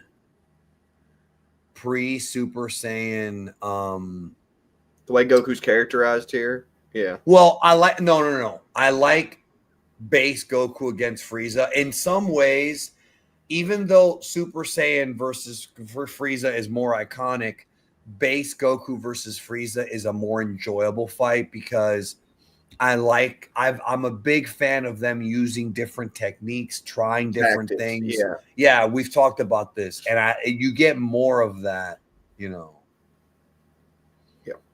So, anyways, I don't think he's able to sense his opponent's ki like I can. So I means I needed to use his eyes to track him down. Genius strategy. In the anime, what happens is Frieza's firing blasts up at Goku, and there's like a cloud in the way, a dust cloud, and Goku goes, "Huh?" He can't sense energy. Now, one thing I like about this, and I talked about this before. The fact that Frieza cannot sense ki is literally what leads to his downfall. So either Toriyama had always planned, because remember, Frieza's losing the fight does not happen for another fucking God knows how many chapters. A lot, right? So either Toriyama actually knew that that's going to come back to bite Frieza in the ass, or Toriyama remembered this and went back to it, because the fact that Frieza can't sense energy is why the cutters were able to cut him in half. Because even Goku's like, watch out, zoom. Like, if he could sense it, he would have been able to. And that to me is what cost him the fight. That one little thing. Well, there's more, but that was one thing. So Goku creates these two. Yeah. He creates these 2 ki balls, and I actually like what he does here. His strategy is basically like a stick and move tactic. And so he uses his telekinesis, his control of energy to fire these the Goku artwork is fire, bro. That's what I'm saying. For us to pick like the best Toriyama art, that's like, the whole thing, bro. He fires up with the first one because Frieza doesn't know which way they're coming. He can't sense them. And he thought it was Goku coming, but it was just the ki blast. And then what happens is he thought it was Goku there, but it's the other one, and that lets Goku come up from behind and deliver a drop kick right to Frieza's face. So this strategy is the same one that was used by Goku against Tamagami 3 and by Vegeta against Tamagami 2. Which is, I'm going to use ki to distract you and then hit you with a physical attack. And it's something that I love when it's done right. Yeah. It doesn't really get old. So Frieza gets knocked to a mountain, but he's all right, little dusted up. That didn't hurt you at all. He's like, oh, I thought he hurt him. Yeah, I love how he instantly starts smiling. That's awesome. Chapter 310, searching each other out. Bulma with her crazy weapons. Not really much for her to do here. The Captain Ginyu Bulma stuff is all anime only. Not a big fan of it. It's funny for like a couple episodes, then it gets kind of played out. So at this point, Frieza's still aside. You're the first one aside from my parents who I've had to dust off after. So that's already a big deal. This must be the first time in my life that I've ever felt such excitement. So even Frieza is feeling excitement. Even he's not a Saiyan. And this goes back to what Jordan and I have been talking about, going back to pre-Dragon Ball Z Dragon Ball, which is the whole I'm excited to fight is not inherently a Saiyan trait. It's the trait of a martial artist. Toriyama just took that concept and made it more biological to Goku and Vegeta to explain their desire. But it's the same thing. It's just, I want to test myself. Right. Yeah, and Frieza and Vegeta and tons of characters who have massive egos, they have the potential to be more like that than the other characters. And that's another thing that is reflective of like what makes the Saiyans crave battle is the fact that they also like, despite the fact that Goku tames it, he has a massive ego as a martial artist. He wants to just like constantly improve and get basically he wants to satisfy himself eternally, in terms of his progress as a martial artist. And it's funny because, and this is one of my favorite things about Goku's character, his ego, his identity is the concept of martial arts, which is about taming the ego. So his ego is taming the ego. Like, it's weird. Like his personality in that sense is like almost a paradox, because when he's like the anti-ego. When he embraces his ego, he's embracing the aspect of his personality that is against the ego, which is just like, it's crazy. Like, that's a crazy concept. Yeah, if you want to learn more about ego, there's lots of resources online you can look up. You'd be surprised. Like I said earlier, people confuse ego with arrogance, and it's not the same thing. No. I had a long talk with my therapist about this like 2 years ago because we discussed it. Obviously, people who are egotistical can come off arrogant, yes, but not the ego itself. Every human, themselves, so to speak, right? Every human being has an ego. You cannot not have one because it's necessary for our survival as a species. So Goku's just smiling at him, like they're both smiling at each other, like, okay, this is going to be a real fight here, and I love it. Now here, Frieza uses his telekinetic powers, the Force, if you will, which Goku can also do. But Frieza, is it just me, Jordan, or does Frieza seem better at telekinesis than Goku at this point? I think that's a reflection of the fact that, and Frieza talks about this, he considers himself a superior species to the Saiyans. So he's probably going to have abilities that, the Saiyans could develop over time if they evolved. But Frieza's already at that level. He's already evolved to be a species who can survive in space. They're better at using telekinesis, all of this. And stuff. Remember, Toriyama said him and King Cold were mutants. So that means that most of his species is not this strong. They're just normal people. And so Frieza fires these rocks at Goku. I love when he does that move in the video games. I always like Fighters has this move, and I was so happy because Fighters was such a great game because so many of the moves are taken right from the manga and anime. And as a fan, when I first played that game, I recognized everything, and I was so mad because I'm like, these fucking casuals don't understand that this is like all from the real shit. Like these people that made that game work so hard to fucking give us like, you know what I mean? Something accurate, like respectful to Toriyama and Toei and everybody who worked on it. So Goku is that bastard's using telekinesis. I love the fact that he says that. And then of course this is done to distract Goku. So Frieza come up from behind and trap him. This is another one of my favorite moves that Frieza does, which is also in Fighters, where he has it in most of the games, where he traps you. You can't move. You're trapped. He did it in the Tournament of Power, I think, right? I'm pretty sure he did, right? Yeah, he did. Yeah, to Frost, maybe.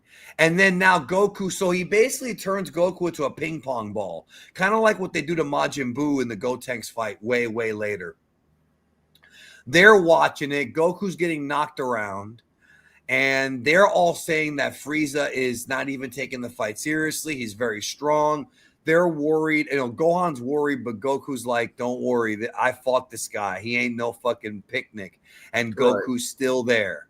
And he's alive. Like, he's okay. He's like, that was very close. And then Frieza himself is shocked.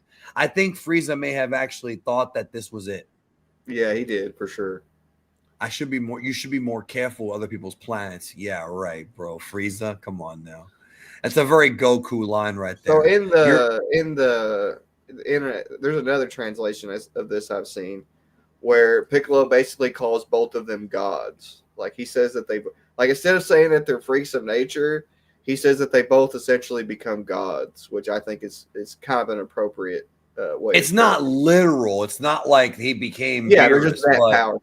Yeah, because people have to understand the Japanese when they say that it's a big deal, but it's not as big of a deal as saying like a literal god, right? Because in fact, when Takashi Yamazaki, the writer director of Godzilla -1, who's a huge Spielberg fan, when he met Spielberg at the Oscars, he takes a picture and he posts it on Twitter and writes, "I just met God," because that's like his God. Like, he said that Close Encounters of the Third Kind is what got him to make movies. And that's a Spielberg film, and E.T. So, like, you're meeting your literal, like, the reason you're in. It's like me meeting Toriyama, which is never going to happen. Like, you're meeting the reason why you have purpose in life. You're much more resilient than the others. You're getting me angry. And he's like, that makes two of us. I like this fight a lot, bro. Let me get to Justin Sullivan. Goku versus Frieza is and always will be my favorite fight in the series. It took the blueprint from Goku versus Piccolo Daimao and perfected it. Yes, it is very similar. That I will agree with. Yeah. Although Goku fights with Piccolo Jr. and Vegeta came close. Yeah, the Piccolo fight's still my favorite, but I do like the Frieza fight in the manga just because the pacing is so much better. Yeah. Air Dog says Frieza fights well for someone who never trained. I agree. I've never really been a big fan of Toriyama saying Frieza never trained. I get what he's trying to say. He's trying to say that Frieza's naturally gifted, but to me, to be able to know how to fought King Cold. I mean, Frieza just said a while ago that he fought King Cold. Like, he said that he had fought his. I thought it was that he got beaten up by, like spanked. I thought that's what he was implying. But think about it this way: if your parent is somebody who goes on conquests and takes over planets, you would have to be required to have some form of battle knowledge, right? You can't like go taking over planets or like trying to throw your weight around as a superior life form if you can't physically fight. So I don't think that I do think that Frieza has never trained as a martial artist. Right. That's what I was about to say. Learning basic combat skills, I think that might be just partially inherent to his species, as well as just something that's expected of him as the Emperor, right? He may have learned how to block and throw punches. This could be my own headcanon or it could be the truth. But my headcanon seems to be this will sound egotistical, even though it's not. My headcanon seems to be a bit more understanding than others because of how much of my life I put into studying Toriyama. But it seems like what Toriyama was trying to say is the idea of Goku and Vegeta in the training room for hours sweating, that's not Frieza. Frieza's not going to be in a training room lifting weights and gravity and all that shit that we see Goku. That's not him. That's not him. You know what I mean? And like, the only reason Vegeta does that is because of coming into contact with Goku. Keep that in mind as well. Like, yes. I would say that it's kind of like how Frieza can breathe in space and how he can shoot lasers out of his eyes and all this stuff. I think combat is kind of second nature to Frieza in a similar way to the Saiyans. I don't think that now you could make the argument that Frieza's race is also a warrior race. Because the fact that they King Cold in him, at least. Yeah, the fact that they have all of those inherent abilities to like use telekinesis, shoot lasers out of their eyes, just destroy things, like create a mass amount of chi and destroy a planet. Like, that's a huge feat. So I think a lot of it is just naturally inherently a part of Frieza, in my opinion. Yes. Yes, that's the way I see it. I see it that way as well. Yeah, it's not like he never learned basics. All right, Right. Yash says Toriyama and Matsuyama, his assistant, definitely studied rock formation and patterns around the world because of the detail in those backgrounds is awesome. Well, not just that, but also Toriyama, as we can now really see with Daima, is the genius when it comes to creating these alternate planets and worlds. Don't forget Dragon Ball GT's Black Star Dragon Saga, which a lot of folks don't like. But even if you don't like the story, you have to admit that the creativity of the planets is great. That was mostly Toriyama. Toriyama created the giant planet, the planet with Dr. Miyu. Like, he created the worlds they explored. Same thing with current Daima. So when you see crazy shit like the Kraken, the Land of the Giants, the floating islands of the Demon Realm, all of that is just Toriyama, just you know, Yeah. being creative. And I think, and I'm gonna talk more about this. So I cannot get into this now because this is going to be a major spoiler for Daima. I've already talked about on Twitter that episode 18 of Daima is where everything goes wild. Something big happens. I mean, it's going to go wild now, but I mean, something big happens in that episode. And I think people are going to understand why Daima exists when that episode airs. However, there is more to Daima that I have not revealed yet as far as Toriyama's perspective and I don't know if Akio's ever going to reveal this information, so I'm going to fucking reveal it. And basically, when Akio approached Toriyama about doing Daima, he had a specific idea that he wanted, and Toriyama took it and went wild. And that's why Daima is so everywhere. Like, why we have all this lore shit. It's like Toriyama was just like bam, bam, bam, just like almost like gushing all these ideas out on paper and figuring out how to cram them into the story. Right. But I cannot tell you Akio's idea, because if I do, it will spoil Daima. Right. And so I'm not gonna tell you. So, but you get my point, right? Do you understand where I'm coming Oh from? yeah, I understand completely. Like that's basically the same thing he did with Broly and Dragon Ball Superhero, except with Daima, you could tell that a lot of this stuff is stuff that Toriyama had already been thinking about, like the Demon Realm, the Kais, and all that good stuff. Like we know Toriyama had already been thinking about those things. So this is just like an updated version of like a lot of ideas that he previously had, which would explain why he could come up with so many ideas so quickly for Daima as well. So. Yeah, it was a lot. Okay. Connor Burton Training says, does Frieza inspire Mewtwo? But he meant to write Mewtwo from Pokemon.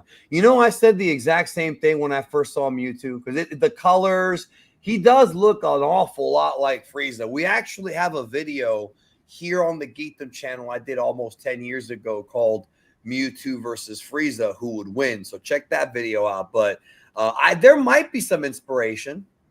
Who knows? Yeah, I don't think they've ever come out and said it, but given the fact that like Frieza is considered this like mutant superior life form, and he has psychic abilities, like it wouldn't shock me. Yeah, I agree. We have a cutaway to Earth. If you remember in the anime, there's all this extra filler and it's cringe, where Chi-Chi wants to go to Namek and she's got her guns and she's ready to go. And again, that would have been fun if it was one little clip, but it went on forever. Yeah, that's the clip that people used to say that Chi-Chi scales over Roshi, because there's a scene where she's got the guns and she's trying to leave with the guns, and Roshi can't stop her, and people are like, "Oh snap," But yeah, I remember that. Yeah, somebody just sent me a DM and said it's snowing where I live in Florida. Yeah, North Florida is getting snow for the first time, and we talked about that before it went on the air, bro. It's cold, like for real now. Yep. Parody account says Mewtwo was also inspired by Gligas from Earthbound. Earthbound reminds me a lot of Daima. I don't want to get into it until you play it, but Earthbound it just hit me. Do you know Earthbound, like Yeah, of Mother course. 2? Yeah. Yeah. Does that not kind of remind you of Daima a little bit? It does, actually. Now that you mention it, yeah. I don't think that parody account meant for that to be the case, but it just triggered a connection. Let's keep going. A physical battle, Goku and Frieza. So here we go. So now what happens is Frieza says, do you prefer to go to the ground or the sky? And Goku's like, the ground. Now here's why. Let's explain this. The reason why Goku prefers to go to the ground, why most fights are easier on the ground, is because when you're flying, you're using Bukujutsu. And if you're using Bukujutsu, the flying technique, you are using energy. So if you're fighting on the ground, you don't have to fly. You can delegate that energy to other things. So it makes sense. Obviously, as the series progressed and Goku got stronger and stronger, it wasn't even a fucking thing. But at this point, it's still like, let me conserve what energy I have. Yeah. Yeah, I said it's a callback for later too. Yeah, we'll get there. So they go to the ground, right? And here's where Goku removes his rags and goes into the blue Goku uniform, the undershirt. And this is where Frieza says, I'll fight you without using my hands. This is basically the equivalent of when you play somebody in basketball and they'll say, like in Three Ninjas, remember in Three Ninjas, here's a fucking reference, when he goes, let's play basketball 2-on-2, first to 10 wins, you start with 9. That is the most overconfident, egotistical shit you could possibly. That's egotistical. That is egotistical. It's almost, and I'm gonna be honest. I have my version of this. When I used to play Street Fighter, and I was really good at it, I would tell my friends, turn the handicap up. Like they would. I used to do the same thing with Street Fighter or Marvel versus Capcom. Yeah. Turn your handicap up. Why? Because if you don't, I'll finish you in 30 seconds. It's not fun for me. So what I'm saying is everybody has a little Frieza. Again, everyone has an ego. Everyone has little Frieza inside of them. When I play Dr. Mario, you know how in Dr. Mario you could pick different levels in versus mode? I would play people and I would say, I would put myself at level 10 and I put them at level 5. And I would fucking blitz them in Dr. Mario. That's basically, that is ego shit. That now, for somebody to say, I'm going to fight you and not use my hands, pro wrestling's done it. I'll fight you with one hand tied behind my back. Like, it's so egotistical, but it's also, it's a good storytelling thing. Yeah. By the way, the anime version of this episode, I used to hate it. I hated Frieza fighting Goku with no hands, right? Until I grew up, saw it in high definition, and then really understood what the story was behind this. We're going to get to it here. So Goku is using all his limbs except his cock to Frieza. I love that. And Frieza's got his arms crossed. See, people think that Vegeta invented the arm crossing kick thing. No, motherfucker. Frieza did it first. So Goku's coming in. Frieza is so fast. He's able to dodge and block without using 2 of his limbs. And then he has, of course, the tail. So he's actually got 3 limbs, right? That is an advantage. I love how Goku gets knocked back and just flies right in. This is a great panel. This scene right here is legendary. He swings him around. Unlike Saiyans, his tail's not his weakness.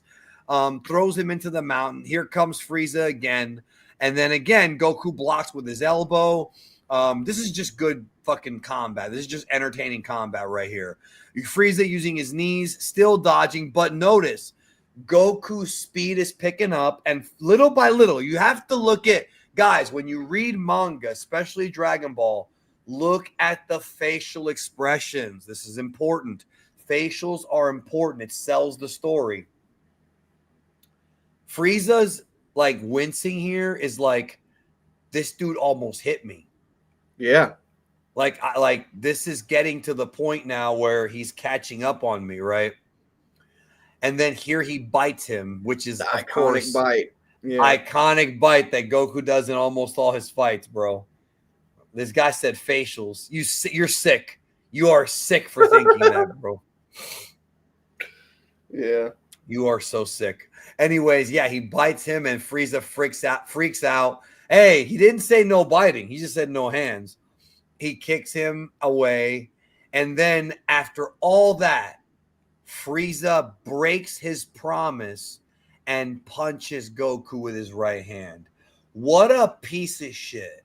First, he says, I won't use my hands. Then, when he starts to lose, he uses his hands, which counts as cheating. There's a couple things going on here. Number one, Frieza is realizing that his ego is starting to write checks that his asshole can't cash because fucking, yeah, you might be stronger than Goku. I think we can all acknowledge that. But this ain't a walk in the park. This ain't like Vegeta or like Piccolo. That's number one. Number two,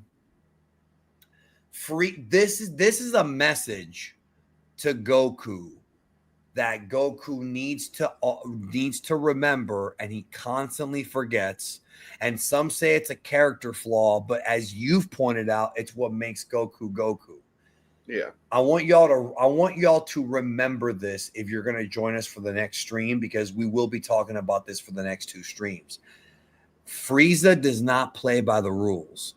This is something that Goku needs to get through his fucking head. Frieza does not play by the rules, even if he makes the rules himself. Even if he says, we're going to have a fight, no hands, whatever. He doesn't play by the rules. And unlike other people, like even Ten Shin Han in the 22nd tournament was a martial artist who wanted to beat Goku. If you remember, he got pissed at the cheating on the sidelines that his Crane Master was doing.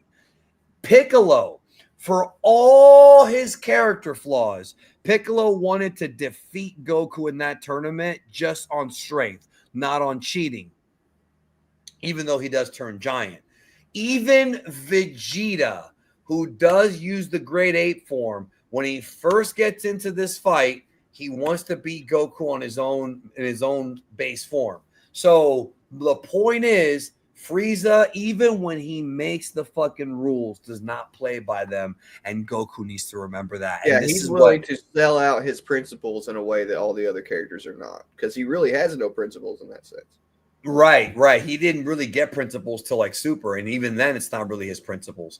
But here's the other thing too. This is not just telling Goku; it's telling the audience that Frieza is not playing by the rules, and this is important because we need to remember that for what's coming up. You see, a lot of people say Toriyama's a discovery writer. I think I'm the first person in this entire fandom to ever explain that to people. And no, that's not ego. I can't remember even people like Lance talking about this that much. In 2016, I was doing videos about Toriyama's writing and trying to get people to understand he's a discovery writer. However, that doesn't mean that Toriyama never foreshadows and never plans anything. The problem with people on the internet, bro, is when they hear discovery writer, it's very black or white thinking. It's very immature. Well, Toriyama never planned anything. No, that is false. He did plan things. He just didn't map everything out. But he planned in his head. In Toriyama's head, he knew Goku versus Frieza was going to be the main event fight of this arc.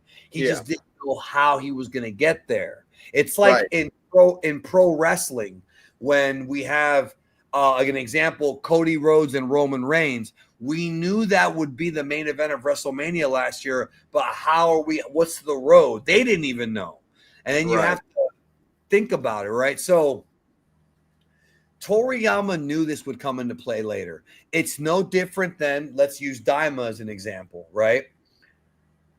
The next episode coming up this week is called Third Eye. We're going to find out about the mysterious third eye.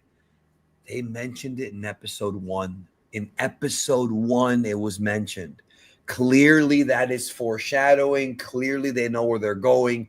And foreshadowing is a very important storytelling tool. And Toriyama knows it. He knows it. He's not an idiot. He might not be the best writer in history, but he knows basic writing techniques. Right. Bro, if Dragon Ball wasn't well written, it wouldn't have gotten as popular as it did. End of story. That's it. Like, people, like, get fucked. Dude, I also wanted to tell you something funny. A friend of mine has a running gag where he says that Frieza is going to make the universe great again. This is a hell of a week to say that, brother. This is a hell of a week. You're going to get in trouble for that one, bro. Someone's going to get mad at you in the chat for that, bro. Air Dog says, I've heard the heart virus was in Frieza's blood. I don't know where you got that from, bro. Bro, there's, again, anytime I hear someone says, I've heard blank about Dragon Ball and it's wrong, the first thing I think of is, who the fuck said that? Like, you know what I mean? This has to be some shit from like some Facebook or Instagram page, some theory that somebody like spread around as fact, you know? Oh, like yesterday, Sasuke Toriyama helped write Superhero. What? Where the fuck was that said? When did Toriyama ever say that? When did Akio say that? Yeah, people just be making stuff up for sure. No, and I'm not even mad at Air Dog. I'm just more confused. Like, where is this? Like, who made this up? Like, every time, if you look at my content, every time I discuss something that was said, I always tell you the source. Toriyama said this in this interview. Akio said this in this interview. You know, so there you go. Hold on. Wasn't the heart virus years before Goku actually got it? We don't know much about the heart virus. That was never said. The heart virus is pretty straightforward. A lot of people like to speculate and make theories about it. Yeah, but it doesn't matter. About it. Yeah, it doesn't. Yeah, it's a storytelling tool to knock Goku out of commission, basically. Right. But it is. I think we'll talk more about it, you and I, when we get to those chapters. So I know people in the chat want us to talk about the Buu saga and Vegeta's arc and all that. We'll get there when we get there. That's why this series exists. Right. I do want to answer this question though. What is the greatest myth you heard about Dragon Ball? Man, that's a fun question. Basically, can I rephrase the question, bro? What he's really asking is, what's the biggest crock of bullshit that you ever heard about Dragon Ball? Wait, hold on. There's another one I want to get to. This guy said, why can't Frieza sense ki? Why can you not fly a plane, bro? Why can't you sense ki? Yeah, why can't you sense ki? Exactly. No, but what is the greatest myth you heard about Dragon Ball? What do you think it is? You're talking to me. That's not that deep. Well, that it's not influenced by Eastern culture or like Journey to the West or stuff like that. Like, that's just silly to me. Like, I saw somebody legitimately try to say like a few days ago that Dragon Ball was a Christian show, and that whenever Goku is like, meditating with his hands together like this, that he's praying to the Christian God. There's Christian iconography and there's some Christian values in it, but it's not based on, like, the Christian God is not in the God hierarchy of Dragon Ball. Right. So it's mainly, I guess the biggest myth that I think hurts the series the most is that it's not influenced by the culture that it came from. You know, that's a very JD answer you just gave, bro. No, I'm just kidding, bro. I'm not going to insult you. No, but it's hard for me because the greatest, he says greatest, and that implies biggest, and there's a lot of them. If you I have a video series on my channel called Dragon Ball Mythbusters. I think it's the most important series I've ever put out because it debunks a lot of the shit that fans believe. I'll go through a couple of them. Bulma's last name is not Briefs. Goku didn't beat Broly in the 8th movie because he punched his fucking scar from a baby. Toriyama didn't this is the one that pisses me off. Toriyama made Goku the main character because he got death threats from fans. That never happened. Toriyama was going to end the series at the Frieza Saga, but was pressured to continue. Toriyama was going to end the series at the Cell Saga, but decided not to. It's one. Every video in that series is meant to debunk something I've seen multiple times. If I see it once, like, of course, there is one that fucking gets me fucking angry to no end, and it's a recent one. Do you know which one it is?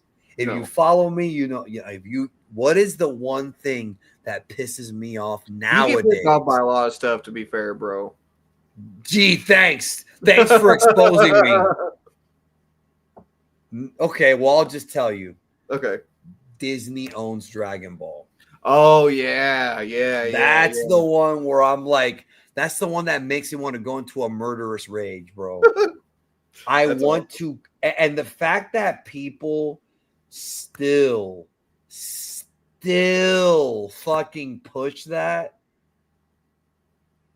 You know what I mean? Yeah. See, people in the chat are saying the canon thing. The canon thing annoys me, but I understand why people think there's a canon. Yeah, whereas the Disney thing, there's no freaking basis for it at all. There's no basis for it. Yeah. It's oh my God, bro. Bro, does this guy want to get banned, bro? This is a very Bon Jedi response. We spent half an hour. It was like that one night where we spent 20 minutes burying flat Earth and saying how stupid it was. And then Daisy goes, Bon Jedi, do you think the Earth is flat? And he goes, maybe it could be. Read the room, motherfucker. We just spent the last 20 minutes burying how stupid it is. And then you ask, is it true? Fuck, bro. Like, why are people incapable of reading the fucking room, dog? Yeah. You know what I'm saying? Yeah. Like, read the room, bro. Anyways, let's continue, bro. We still got more to go. We're going overtime on this stream. But it's not just us. This is a very important volume, like objectively. It definitely a lot of stuff happens. So Goku's like, I thought you weren't going to use your hands. The time for concessions is over. Let me give you a little advice. You place too much confidence in your strength. As a result, you leave yourself wide open, which is exactly how he loses. Yep. This is fuck, bro. It's exactly how he loses. Dragon Ball has no story. You know what, bro? Dragon Ball has no story might actually be worse than Disney than Disney owns Dragon Ball. Because like I said, you have to be a moron to think that. You are objectively stupid if you think that, or you never saw it. So he's giving him advice, the monster Frieza. So this is the part, long story short, this is all great dialogue where Frieza decides to raise his power to 50%. Now, a lot of people will say something like, well, how does he even know how to raise his power if he doesn't know how to sense ki? That's a good point. I mean, that's a fair point. I think he can explain this before. It's because Frieza is capable of tampering his own energy down. Because, like I said, energy and being an alien are associated with one another. So because Frieza is he's a different species. Yeah, because he is such a powerful species of alien, he has to decrease his energy to get weaker. And that's not a side effect of him learning how to do it. It's a side effect of him being an alien species. So it's a little bit different, you know.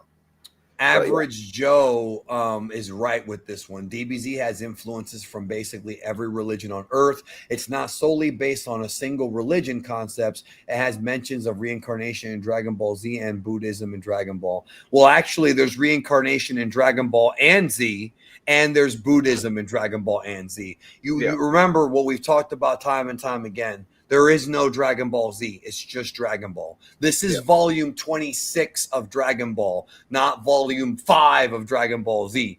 That's what this series is about. It's about, just like the series I do on Twitch, it's about going back to the source. We're going all the way back to basics because let me tell you something, Jordan.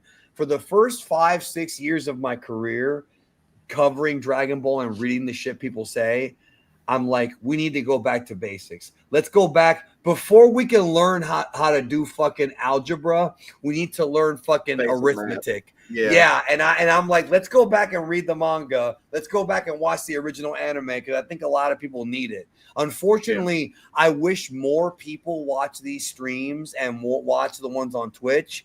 But again, it goes back to, hey, Danny, do you think that Daima will get fans to appreciate Journey to the West? Bro, if that were true, the streams that me and Jordan do would have 2,000 people in them. Yeah. But I still like our small audience here because it is more intimate, bro. Me too. Okay, so he's going to put his power up. Legitimately, half of my power will suffice to grind you into cosmic dust. And Goku's like, yeah, go for it, because Goku's also got the Kaioken. There is that awesome Frieza pose where he puts his hands out like a fucking dancer. You know what I mean? Like, it's like like he's dancing, bro. A pose. He's like, I am a god. That's what I always got from that. Piccolo says their powers are far beyond our comprehension. So that means that if Piccolo had not fused with Kami in the Cell Saga, bro, he would have been left in the dust. You know what I'm saying? Mm-hmm. So Frieza powers up, and he's like, he isn't bluffing. And immediately, and now again, in the anime, it's a longer power up because everything's longer in the anime. Yeah. Big elbow to Goku. This is Goku, or this is Frieza at 50%. Goku got a nosebleed. That happens when you get hit hard in the nose. Do you think Goku got his nose broken here? It's possible. Have you ever had your nose broken? Yeah, it's the only bone I've. Well, prior to my car accident, it was the only bone I had ever broken. So technically, it's not a bone, but yes, isn't it? Isn't it like cartilage? Fucking horrible, isn't it horrible? Yeah, it is horrible. It is because you have like headaches, like your nose is broken, but your whole head feels it. You want to hear a funny story about how my nose got broken? You got punched in the face by somebody who said brother, no. Somebody said Dragon Ball's not deep, and you hit him, and they broke your nose. No, me and my brother were on the trampoline fighting each other, pretending to be fucking Super Saiyans, and he like jumped on my face, like he landed like on my face with both of his feet and broke my nose. Does that now? Yeah. Yeah. So he broke. So you're telling me he broke your nose with his ass? No, he landed both of his feet. He jumped in the air. Oh, like a drop trampoline, kick. And he landed on my face with both of his feet. Like a double stomp, like what Finn Balor does. Yeah. Oh shit. That sucks, yo. Did you kick his ass for that? No, he was my little brother. I could easily hurt him. Like I could easily hurt him, bro. You know, you're like Frieza now. He was a lot smaller than me back then, anyway. Yeah, now but he probably kicked my ass because he's trained in martial arts and all kinds of stuff since we've gotten older. But back then, kids are deceivingly strong, bro. Yeah. For example, I'll tell you a fucked up story. When I was 4 years old, and I don't remember this, but my dad told me. When I was 4 years old, bro, I punched my dad in the nose. I was 4, and I actually caused a nosebleed. I didn't break his nose, but he got a nosebleed from it at 4, bro. Right. This is why anime fans that threaten me don't scare me, bro. Because if I was able to make my dad's nosebleed at 4, what am I gonna do to you, brother? All right, let me real quick get to these super chats here. We are going over. We just have to. One of my older brother's arguments was how come Roshi didn't help in previous arcs before Tournament of Power. Those Instagram posts is what came to mind. Thoughts? Roshi already, that's explained in the series. And I don't want to tell you to go back and read Dragon Ball, but I would recommend going back and watching our streams. Specifically, the 22nd tournament wrote when Tien Shinhan and Goku start, when Roshi realizes that they have surpassed him, he retires from fighting. The Tournament of Power was like him coming out of retirement. You know, fucking Michael Jordan did with the Wizards. Right. You know what I'm saying? So, yeah, he retired. He basically retired. Don Hoops says, do you think Saiyan's vision but color changes whenever they have the transformations, SSJ, God, Blue? I remember when it showed a grayish color when Goku planted key mines against Jiren. Do you mean that the color of their key that they shoot out of their body changes color? I think, or like, maybe he's talking about like their eyesight changing. It could be one or the other. Well, answer them both. What do you think? well, I mean, he brought up the grayish color when Goku planted the key mine, so that makes me think that maybe he's thinking of like the color of their key. I think they just make it whatever color they think is pretty, bro. I'm gonna be completely real with you on that. Um, oh, you are talking about eyesight? Well, I don't think so. Well, one thing that we know, one thing we do know that is stated in the series, and it's still the case, is that when you turn Super Increases the vision. Saiyan, Yeah, you do get better eyesight. Yeah, when you go Super Saiyan, well, even Kaioken, but because your senses go up, but when you go Super Saiyan, your eyesight and your hearing does improve. right. And that's why Gohan takes the glasses off and then goes Super Saiyan, because I would assume that when Gohan goes Super Saiyan, it's like built-in contact lenses. He doesn't need the glasses anymore. Yeah, they were I just would whenever they yeah, added Gohan to Sparking Zero. If you have them, because there's like a part of Spark, you've seen it where you can have Chi Chi and Bulma and Videl comment on different characters. that's right.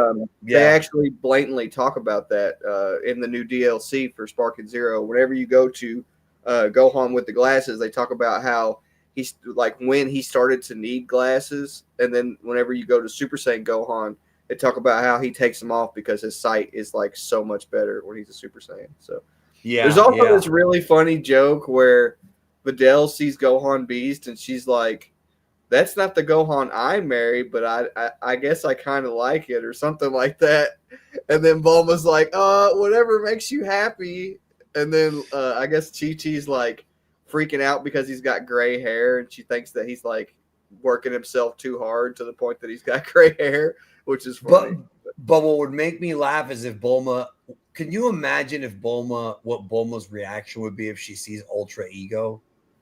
Oh wow, You yeah, know, that would like be cool to see. she already saw Super Saiyan 3 in Daima with the no eyebrows. It's like, well, here's another no eyebrows Yeah. form or whatever. I know that one of the things that we're going to talk about in more detail probably next stream is the reason as to why Toriyama went with gold hair was not just because there's two reasons. One is because he for the transformation he wanted to make it simple but not, and he didn't like having his colorist draw Goku's hair dark every time.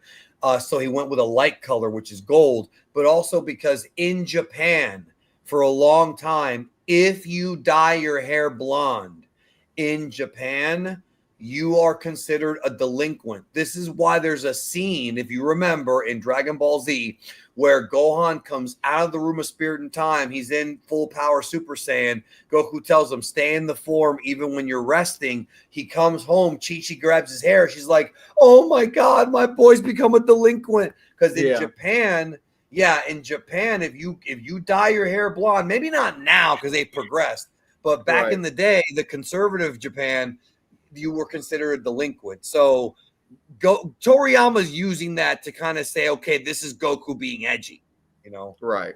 Makes perfect sense. Yeah. And also, another thing about Gohan is the whole thing with the eyeglasses. I think, well, I don't think, I'm relatively sure. Toriyama has not said this, but I talked to Derek Padula about this once. It's got to be a Clark Kent thing because Gohan wants to be the superhero. Clark Kent wears the glasses to fool people. Superman has perfect eyesight or better eyesight than a human does. He just wears the glasses to kind of mask behind it. So but Gohan actually has bad eyesight. Whereas Superman's just doing it as part of his disguise. Yeah.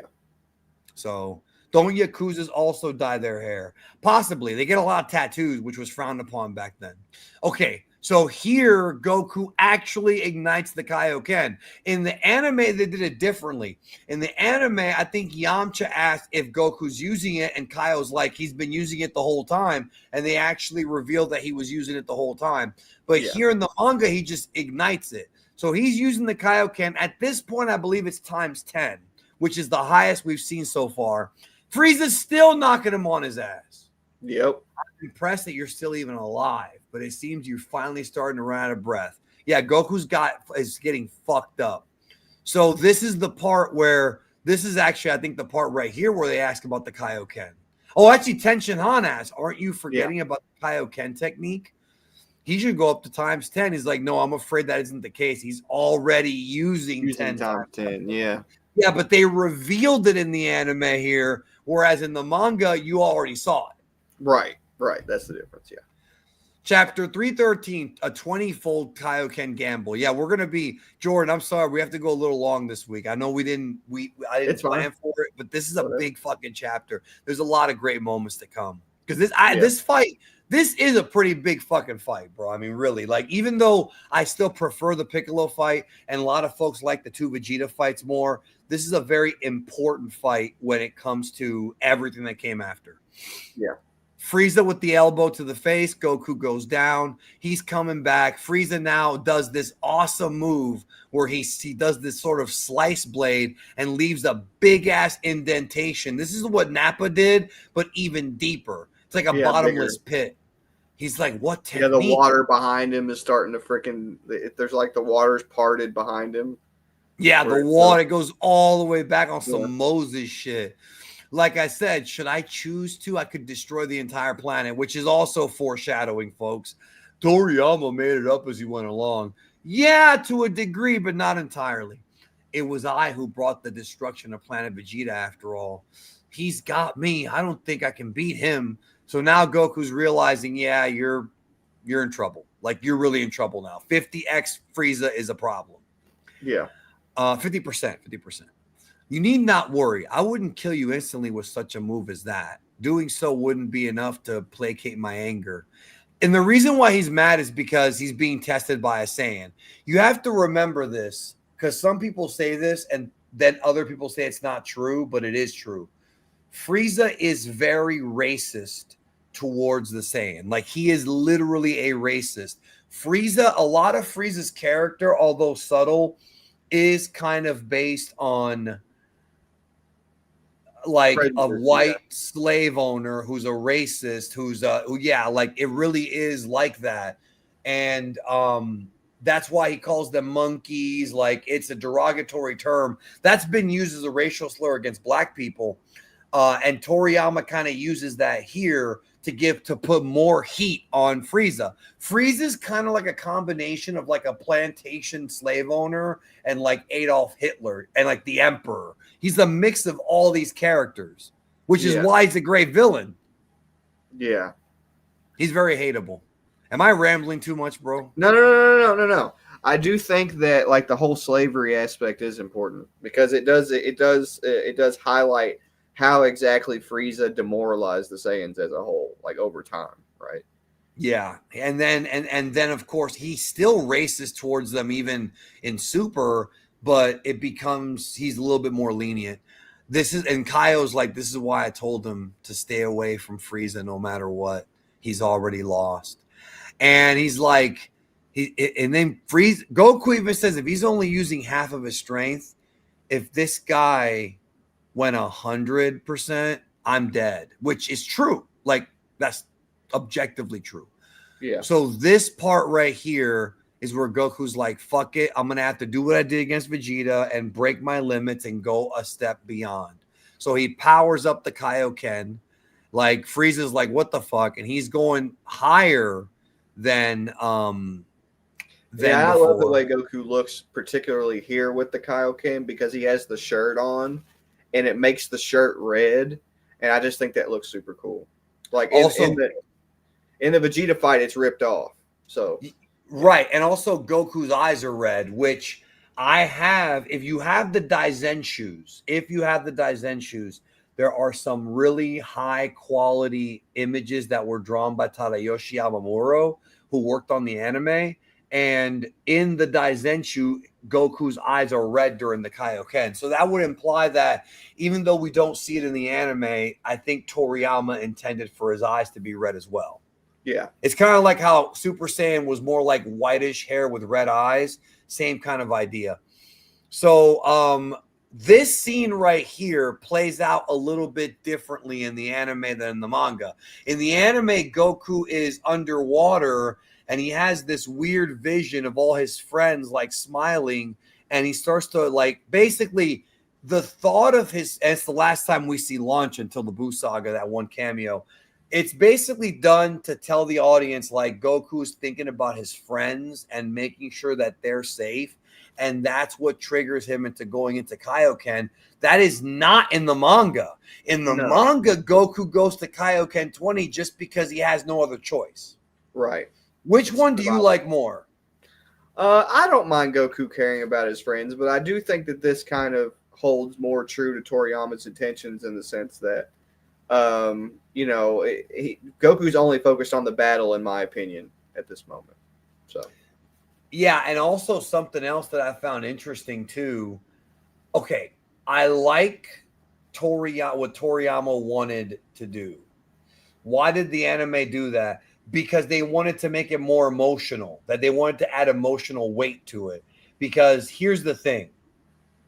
What hits me about that scene is not Goku thinking about his friends.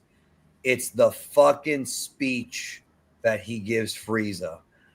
In the Japanese version, both Z and Kai, Nozawa's speech, bro, where he's like, I don't give a well, he doesn't say this literally, but in the Geekdom dub, he's like, I don't give a fuck if you're at 50% or not. I'm not, like, he just cuts his fucking promo like, even if it takes me destroying my body, I'm gonna do what I can, and just fucking just this. And then if you want to see a great Sean Schemmel performance, check, even if you've never seen Kai, watch this clip of Kai just to appreciate Sean Schemmel's fucking performance, because he's using an accurate script and he fucking nails it. I don't care how strong you think you are or how much stronger you are than me. It's such a declarative moment. It's a little bit kind of superhero-ish, more of that Toei superhero Goku, but the speech is so great, man. I love it. It's Goku saying, fuck you. You think you got me beat. I'm going to prove to you it's not going to. Basically, he says, if you beat me, I'm going to hurt you. You might kill me, but I'm going to make you feel more pain you've ever felt before I die. That's alpha, bro. That's alpha as fuck. That's like the end of Predator, when it's fucking Arnold and the Predator and it's two fucking men trying to survive, bro. Yep. Fuck, man. It's great. It's beautiful. He comes in, goes for he hits him with a big punch, misses the second one, fires the Kamehameha. Frieza tries to block it with his hands. He does so, but guess what? Frieza's hands are charred. He is hurt. Yep, Goku's just crossing that gap more and more. Yeah. So chapter 314. So again, this might be the longest one we do. I don't think we'll ever have a stream this long until maybe the final chapter, the final volume. I mean, because there's a lot to talk about for the ending. So he's like, I can't believe it. Even 20 times Kaioken didn't do jack shit. Like nothing. I am fucked is what he's basically saying. And then even Piccolo's like, yeah, we should have never fucked with this guy. Kaio was right. We should have gotten the Dragon Balls, made the wishes, and gotten the fuck off of this planet, because this dude's way beyond our level, which I love, because I'll be honest with you, Jordan, I do think Frieza is the best built up. Now, this is not the longest volume. It's the longest stream where we're covering a volume. Frieza is the best built up villain in Dragon Ball, like more than Piccolo, more than Buu. Like they built Frieza up for weeks and weeks and months as being this terrible threat. And now we're seeing it played out. Yeah. You know what I mean? The build up to Frieza's character is very, very well done. But I think a lot of that is due to the fact that not only did Vegeta have heat against him, but that heat is transferred from Vegeta to Goku at the last minute. Like Goku, when he embraces his heritage, he's kind of embracing, basically the motivation that Vegeta had in some sense to take down Frieza. And I think that it really does like play on not just everything that's established in this arc, but everything that's established between Goku and Vegeta in the last arc. And I think that's kind of the defining difference between what they did with Piccolo, because Piccolo just came out of nowhere. You know what I mean? Piccolo just killed Krillin, and like that was his introduction. Whereas like Frieza has an actual connection to everything that Goku and Vegeta were talking about in the previous saga. So Yeah, I agree. Mecha J's right about this. Also, okay, John, what are your thoughts about Cell? Listen, this stream is already way over time. We usually do these around 2 hours. I love you, but we will be discussing Cell when we get to those volumes because Jordan and I are definitely going to have a discussion about the differences between Cell and Frieza and how they were built up because Toriyama used two completely different storytelling techniques for Frieza and for Cell. And Yep. then for the Majin Buu saga, he actually used both of those techniques. And we're going to get into that because I find that stuff to be very, very interesting. All right, super chat from Justin. What Goku versus Frieza represents to me is essentially like a middle class citizen, Goku standing up to a corrupt billionaire, Frieza. And it fits well with the allusion to the economic price bubble. Well, it's actually more fitting now because of the wealth inequality in the world. And that's objective. This is not a political statement I'm making. Like there is major wealth inequality right now. But yes, Frieza is a spoiled.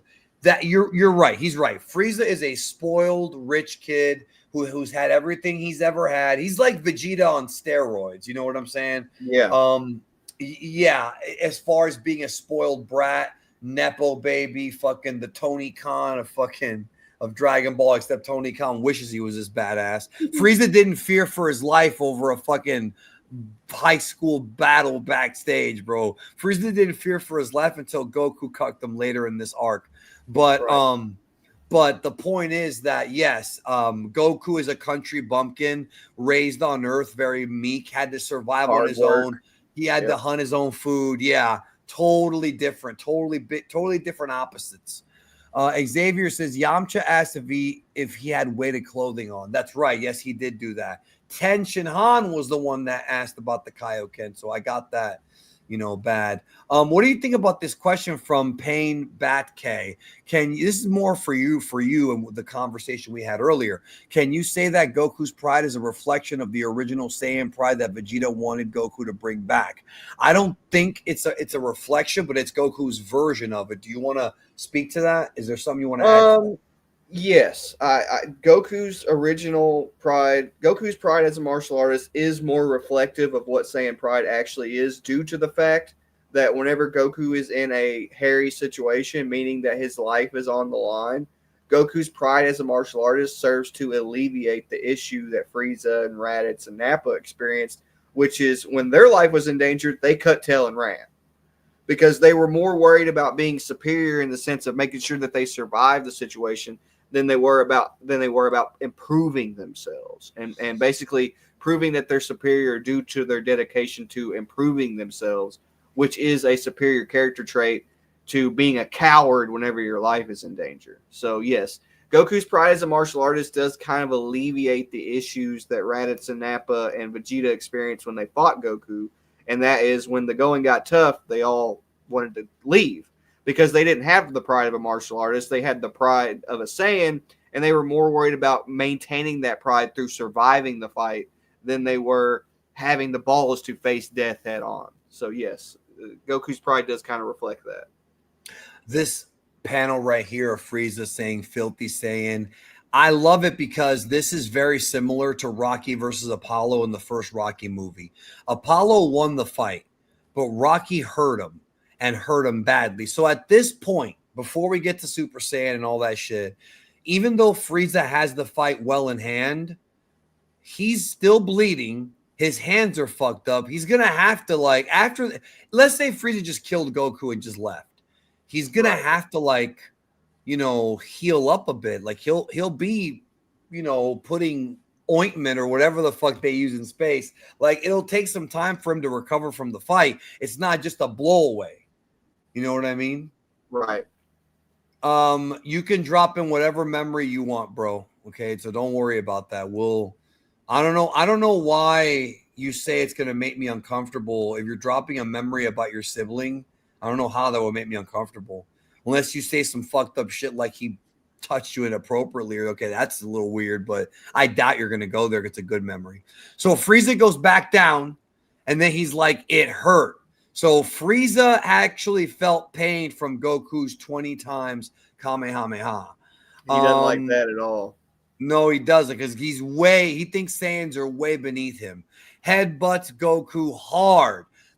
He knocked Goku on his ass right here.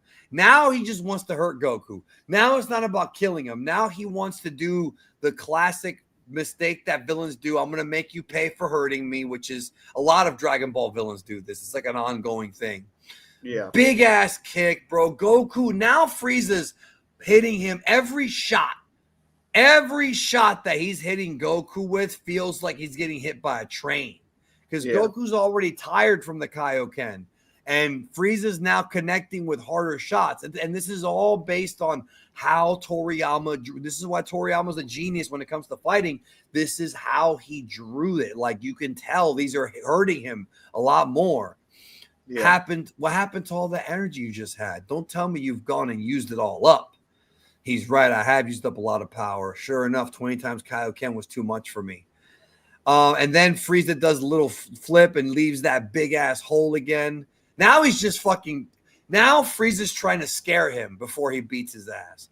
Gohan wants to jump in. Piccolo's like, wait, Goku's about to do something. And this is where Goku puts his arms up. Now, I will say this, and I'm just going to say it. As much as I enjoy Goku doing, there it is, bro. Goku doing the Genki Dama. Are you really opening it right now on the stream? Mm-hmm. Is it cold? Well, it has to be cold. It's cold up there. So I've been saving it for this stream, bro. That's what. Oh, have you? I didn't know that. So I will say this: Goku has his arms up in Dragon Ball Z episodes like 91, 92, and 93. I think it's stupid that he has his arms up for that long and Frieza doesn't even notice.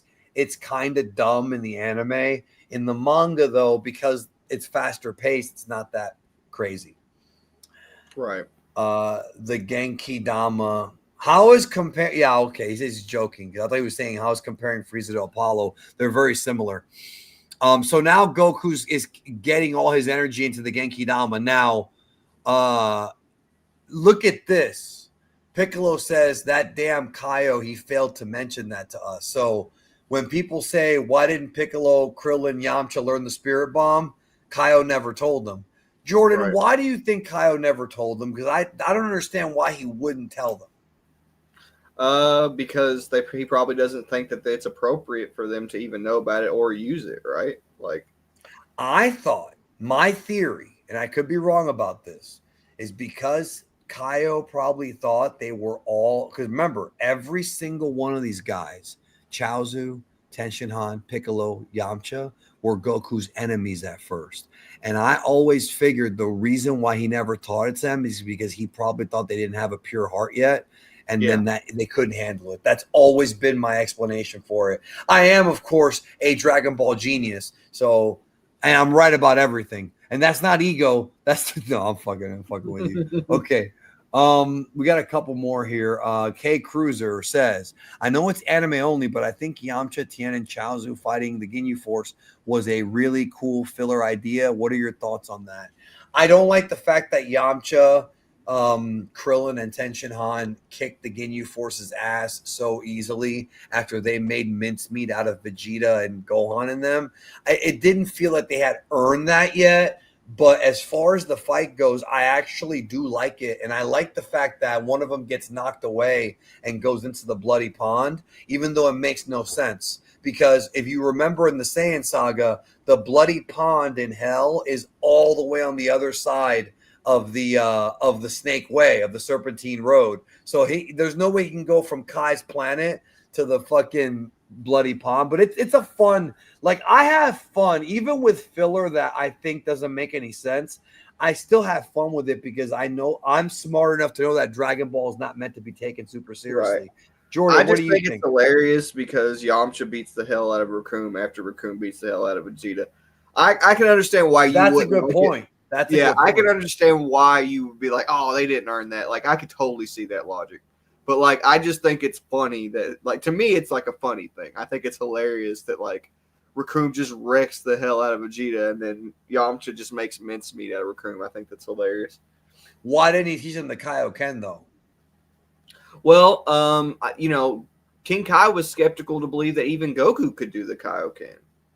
So I think he just thinks that Goku is just a better fighter than all of them, which makes sense. That adds up. I agree, but I actually think Mecha J has a more solid point. With the Spirit Bomb, with the Genki Dama, I don't think those guys. Kai probably thought they just didn't have the heart, but the Kaioken, I think they could have learned. And actually, I feel like had Piccolo, Yamcha, and Tenshinhan learned the Kaioken, it would have kept them as being more active in the story and maybe more interesting. Yeah. I think there's more of an argument to be made about why they didn't learn that, because I feel like they probably should have at least tried. At least tried. Think that Goku's Saiyan biology makes him more suitable for Kaioken, but I don't think it's necessarily impossible for them to learn it. Jared says Yamcha, Rakuma, and Vegeta all voiced by Chris Sabat. Chris Sabat loves fighting his own characters. I thought Yamcha was voiced by somebody else in the Z dub, but I don't remember. Chris Sabat has said that the reason why that's the case is because they couldn't hire enough actors, so he had to do a bunch of the roles himself. Xavier says Piccolo, Tien, and Yamcha should have learned the Kaioken, and that's what I'm saying. And I'm fine with Z Fighters beating the GF. Beating their girlfriends? Wait, what's the GF? Golden Frieza? Oh, that's probably what he means. Beating the GF, bro. So it seems like, what the hell's the GF? Damn it. So it seems like their time will the Ginyu Force. The Ginyu Force. Yeah. Okay. I'm the idiot there, bro. I was like, wait. The first thing I thought of was girlfriend and then Golden Frieza. I wasn't even thinking about the Ginyu Force, bro. Which what we were talking about. I mean, I don't hate the scene. Some people hate the scene. It does take up a lot of time, especially at episode 95 when Goku goes Super Saiyan. I do understand the criticism. I just don't. It doesn't bother me that much. You know what I mean? I try not to let Dragon Ball and cartoons bother me, bro. Like, there's shit that bothers me, like Disney owning Dragon Ball, but like the stuff in the show, like there are things that, like, for example, Jordan, I've always felt, and we're going to talk more about this when we get there, that Gohan should have killed Sopopovich for the beating that Videl took. I've always felt like that's what should have happened to the character. And I've had other people say, no, it's better with Babidi and Dabura. I disagree. Gohan killing Sopopovich would have been so satisfying. There are things about Dragon Ball that I wish were changed, but I'm not going to sit here and like be mad about it fucking for the rest of my life. You know what I mean? Yeah, I don't necessarily agree with you. I think that Gohan killing Spopovich like that, like out of revenge and hatred, is kind of out of character, to be honest. Although he beat up his girl, bro. He beat up his girl. I would still understand it. I'm not saying I wouldn't understand it, but it would kind of make Gohan seem like he went back on his entire character arc from the Cell Saga. A lot of people relate to Gohan. Yeah, of course. Yeah. And so if you see your girl getting beaten up like that, bro, it'd be hard. It'd be very hard. Yeah. To where she's bleeding, like, I mean, it's okay. Xavier makes a good point. I think beat his ass, not killed him. Okay, that is a happy medium. That's a happy medium that Jordan and I will agree upon. Gohan kicking fucking Sopopovich's ass and leaving him for dead, but not killing him, and then Babidi kills him. I think that would be awesome. Yeah, that would be awesome. Yeah, bro. You don't bloody up my girl without. I mean, because I think about this in real life, I think the only way I would actually take someone's life is if they hurt my wife or kid. You know what I mean? Yeah. No, I totally relate to that. Yeah, that's the line you don't cross. Because Sopomovich could have just eliminated her and just been done with it, but he kept fucking around. So now Goku is channeling the energy from not just planet Namek, but the surrounding planets. So he's gonna make a bigger Genki Dama. And then Frieza's like, what are you doing? Like, why are you digging around? It's all the way up there, and yet Frieza can't see it. I'm sorry, but I think it's dumb. Now, that being said, the manga version makes more sense because it's actually, like, if you look at this panel, the way Toriyama drew it, the Genki Dama's far off in the distance. Yeah, so, you can see it, yeah. Right, we can see it, but Frieza can't because of how far it is. But however, in the anime, I think it drags on for too long. Yeah. Last chance for an extra large Genki Dama. We got a couple more chapters to go. So Frieza doesn't know what the hell Goku's doing. It's the big Genki Dama. And by the way, in case you're wondering, Genki Dama is the name of the spirit bomb, the original name for it. I don't hate the name Spirit Bomb. I actually think it's a cool name. There's actually a move. Do you remember we were watching Sentai? I think it was Die Ranger. And one of the villains does a move called the Spirit Bomb, but it's actually the Japanese Spirit Bomb. Like, Right. The only yeah, thing I think the Genki spirit Dama bomb, means. Go ahead. Go ahead. I think the spirit bomb sounds cool. It does sound Like, cool. Yeah. I think it sounds really cool, but Right. you know, the fact that I there's agree, a Frank. difference between there's a different okay, so there's three types of energy in Chinese myth. Well, even in Japanese myth, they just use different terms for it. So like Genki is like raw physical vitality. It's like health energy. Health yeah, energy. yeah, yeah. And then there's ki, and then there's spirit. So spirit's like the third level of the energy concentration that happens in Toriyama talked about this once. yeah. And in that sense it can be kind of confusing because it's a Genki Dama. It's a ball using Genki energy to destroy your opponent. It's not necessarily the same spiritual energy that you acquire through concentrating your energy within your body. So it can be confusing in that sense, but I love the name Spirit Bomb. It does sound really cool. Like it's a really cool technique. It's a really cool name for the technique for sure. This is one of those situations where I think the dub, I give the dub leeway because translating Spirit Genki Dama into health energy ball, which is what it actually means, health energy ball, I think would have been too much like talking. However, the Spanish dub did a great job. Do you know what it's called in the Spanish dub? Genki Dama. Just fucking call it by its Japanese name. If we're going to call it the Kaioken, right? If we're going to call it Kaioken, just fucking call it Genki Dama for fuck's sake. But they could have called it Genki Dama and then in the show explain that he's using health energy. A lot of people think that the energy used for the spirit bomb is just regular raw ki, and it's not. And that's not their fault. That is not the fans' fault. Well, it's their fault for not watching it subbed and understanding, but it's not their fault for just not knowing. They're ignorant. Yeah. So Genki Dama would have just been like health. Oh, we're taking all the health energy. Because in Japan, when you tell somebody, are you Genki? Like you can ask someone, are you Genki? It means, are you healthy? Like whenever somebody gets over being sick, let's say you get a cold and then, oh no, I feel very Genki now. Like that's how they say it in Japan. Like it's health energy. Yeah. So, exactly. And that's why it hurts evil people more than like a regular ki would.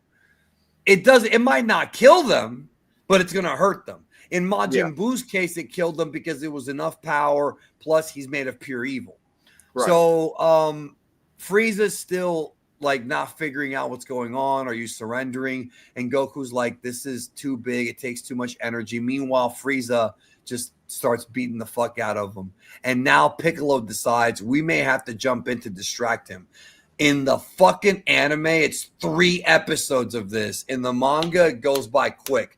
That's why I do like the manga version of the Frieza fight more. I mean, can you blame me? Because it's stupid, bro. He's like this for 3 fucking episodes. Frieza would have killed him by then. That's 90 minutes almost. 22 minutes. That's like 60 minutes, bro. An hour with his hands up. Fuck you. So Frieza's beating his ass. And then here's what happens. Piccolo gets energy from Gohan and Krillin to go and fight Goku. Now, I'm sorry, go and help Goku. Now, this happens in Dragon Ball Z episode 94. But there's 92 and 93 where it's like, fuck, man. It just took too long.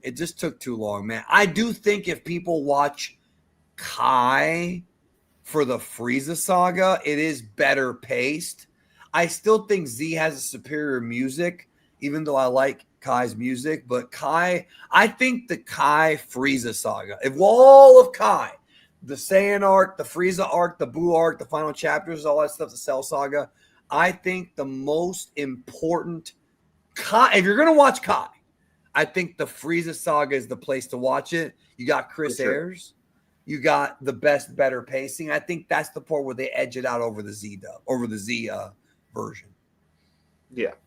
I suppose Legendary Super Saiyan is nothing more than a fable. And then, bam, Frieza sees it.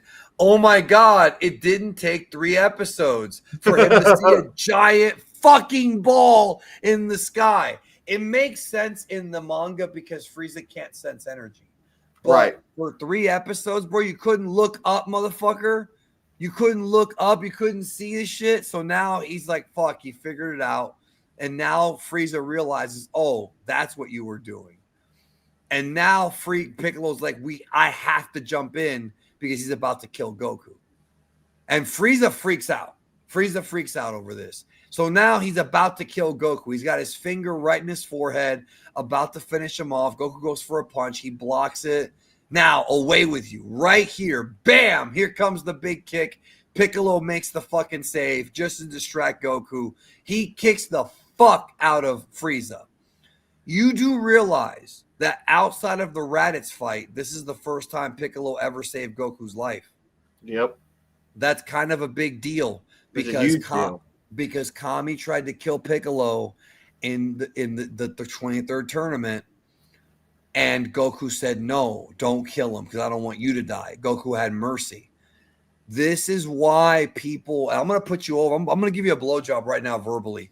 This is why people need to listen to Jordan, bro, because Jordan's always talking about the decisions that Goku makes might be dumb, but long-term they pay off. Had Kami killed Piccolo, the Dragon Balls would be gone, and then if Raditz showed up, pause. That is a big pause, bro. That's why I said verbal. I said verbal, bro. I'm not going to actually suck his dick. Verbal.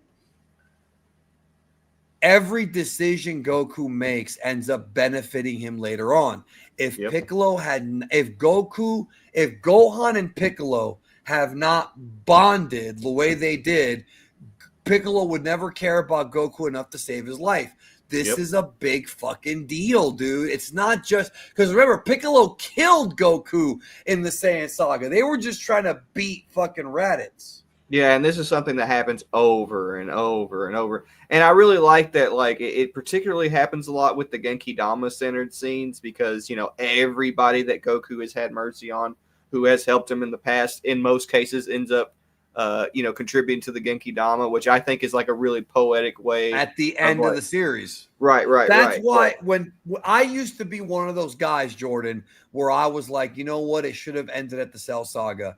But after I grew up a little bit and rewatched the whole thing and reread the manga, I was like, I know why this is a better ending because of the fact that it ties everything together. Real quick, I want to address this guy. I called BS on that kick. It should have been too weak to impact Frieza. I don't give a fuck if it was surprise attack. First of all, I understand where you're coming from.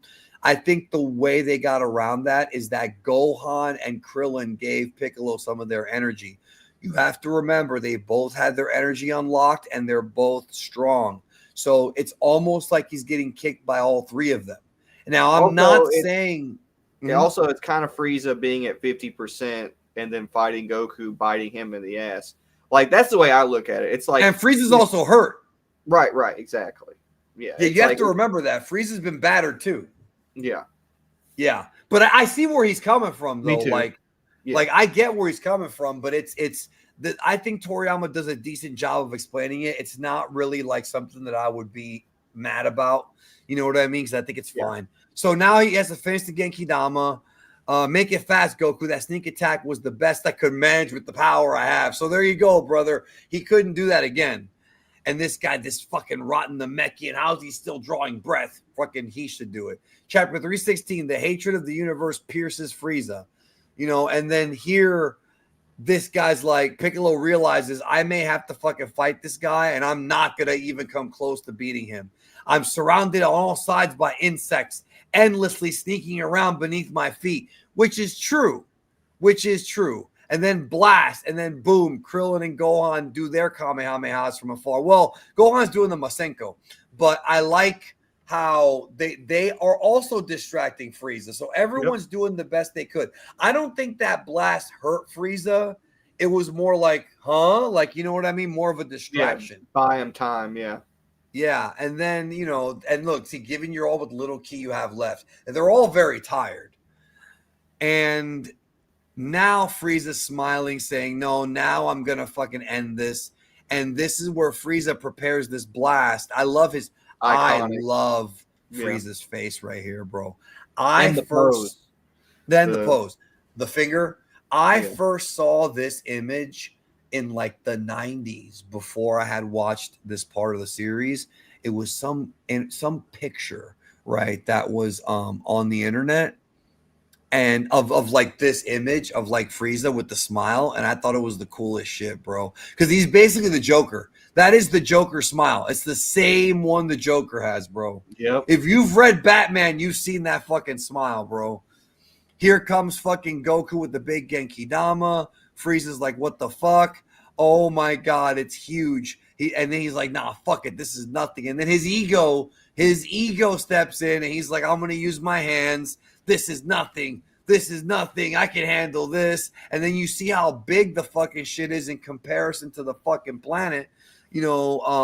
And then Kaio's like, they beat him. They beat him with the Genki Dama. Like, they actually beat Frieza.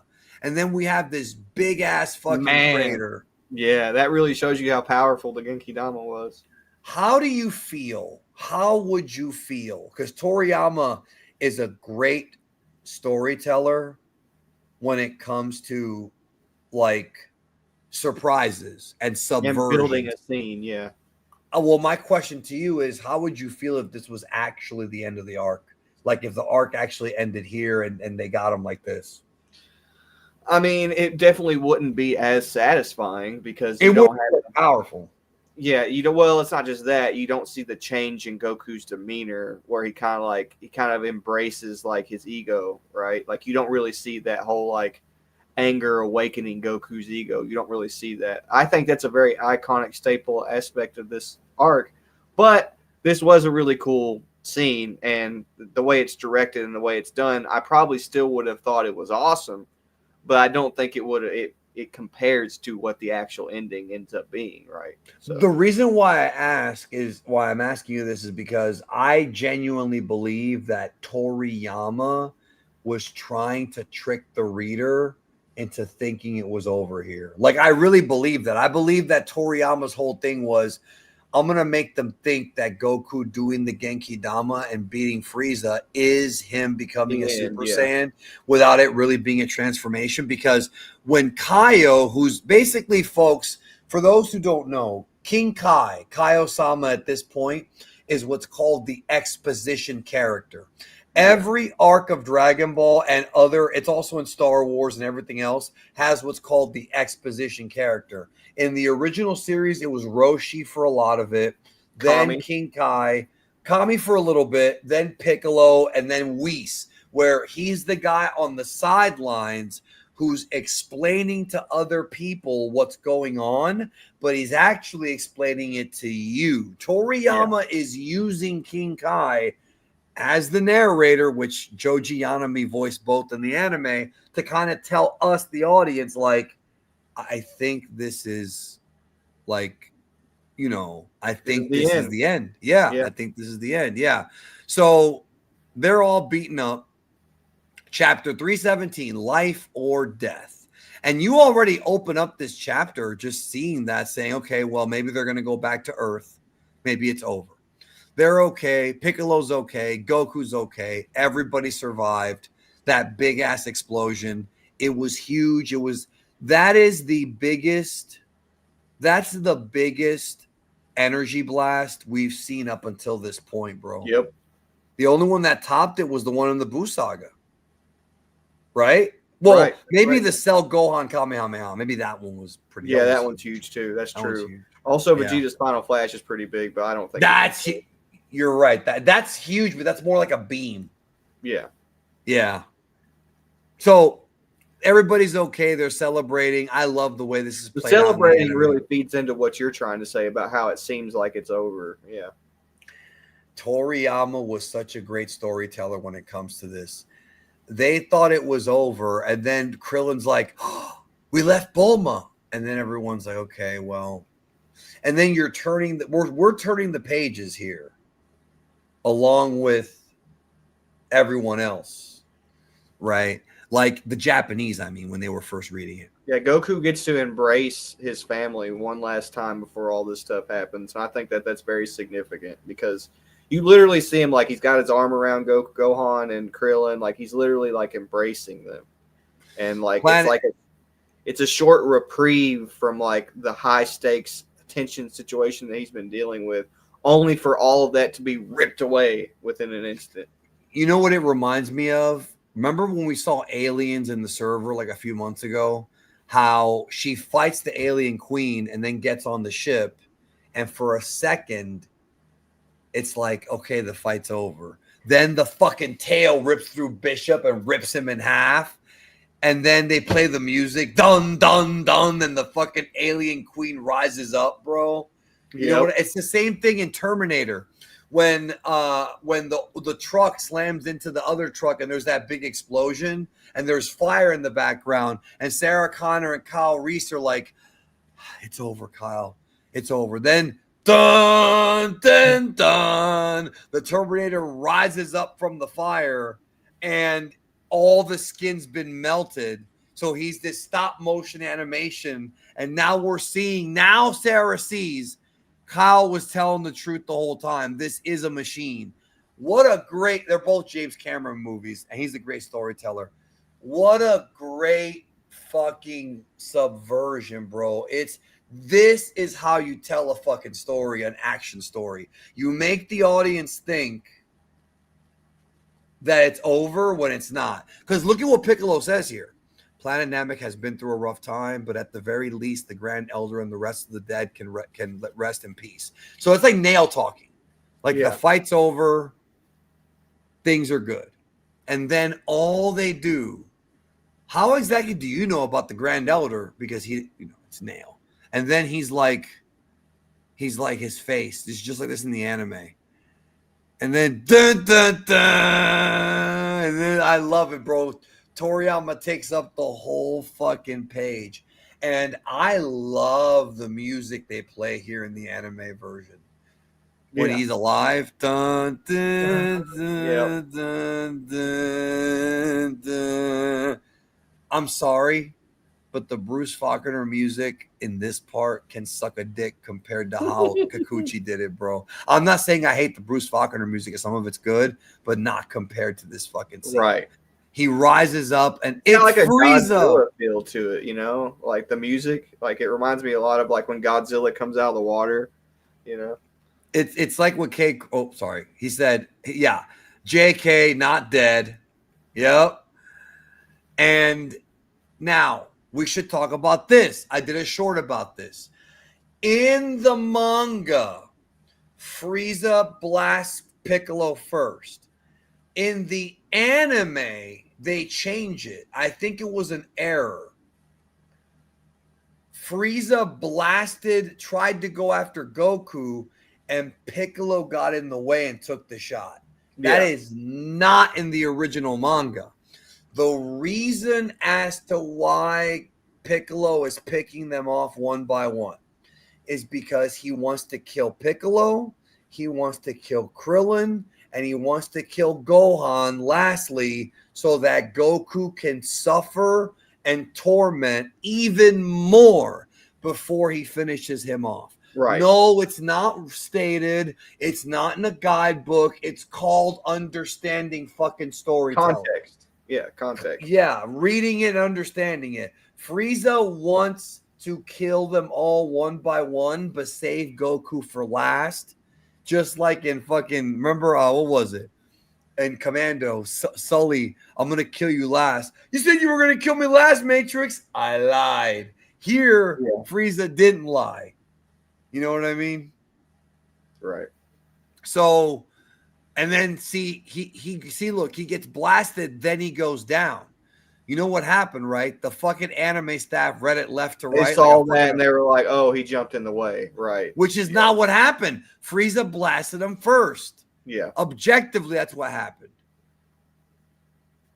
And then he says, even I thought that one was going to kill me. I, the mighty Frieza, nearly died. And he's like, get out of here, both of you. There's a spaceship close to where I first arrived. Take Bulma and get as far from here as you can. At this point, he just wants them to survive. It's not even about winning the fight anymore. Because forget the martial arts. This is not about winning a fight anymore. Nope. This is, Because I want everybody else to live. It's not worth it for me to lose everyone over this situation. Right. Right. He's like, get going now. And he's like, I think I'm just going to excuse you. I'm not letting a single one of you leave here alive. Even with my injuries, you're still nothing to me. So he grabs Krillin, picks him up because he's the second one. No, don't do it. Goku. Bow. Again, because the English dub has to change everything. We got to change that line. In the dub, he goes, help me. Jordan, let me ask you a question. What is more powerful? If your best friend is about to die and he says, help me, or your the name. if the last word that he says is your name.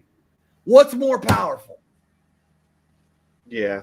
But no. And it also suits the narrative of the story itself because it's Goku is embracing his identity. He literally says, I'm Son Goku, the legendary Super Saiyan sent from Earth with a pure heart to destroy you. So yeah, like it feeds into that whole thing. And people wonder why I fucking hate the dub, bro. It's like the only people who wonder why I hate the dub are the ones that have never seen it subbed. Because if you see it subbed and you're not an idiot, you clearly understand.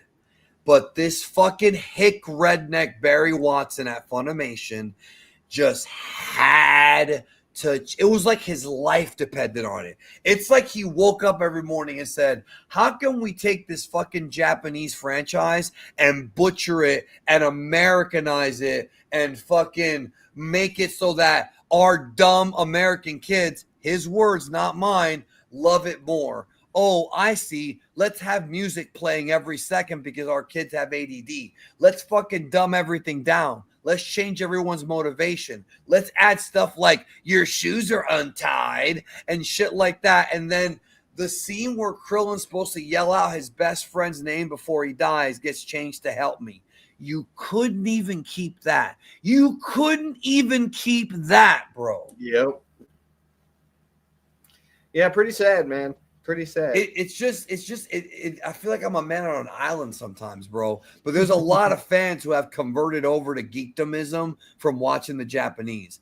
There's not a single person who has watched the entire show Japanese, Dragon Ball and Z, and left it going, you know what? I have nostalgia for the dub, but it sucks. I don't know a single person who's ever gone back. Because you can't. You can't go back. Yeah. You can't. Yes, I do. I did see the scene where they changed Frieza's dialogue to alien gibberish. I watched the Frieza Saga on Toonami, on Cartoon Network, and I was getting more and more pissed off every day. Help me!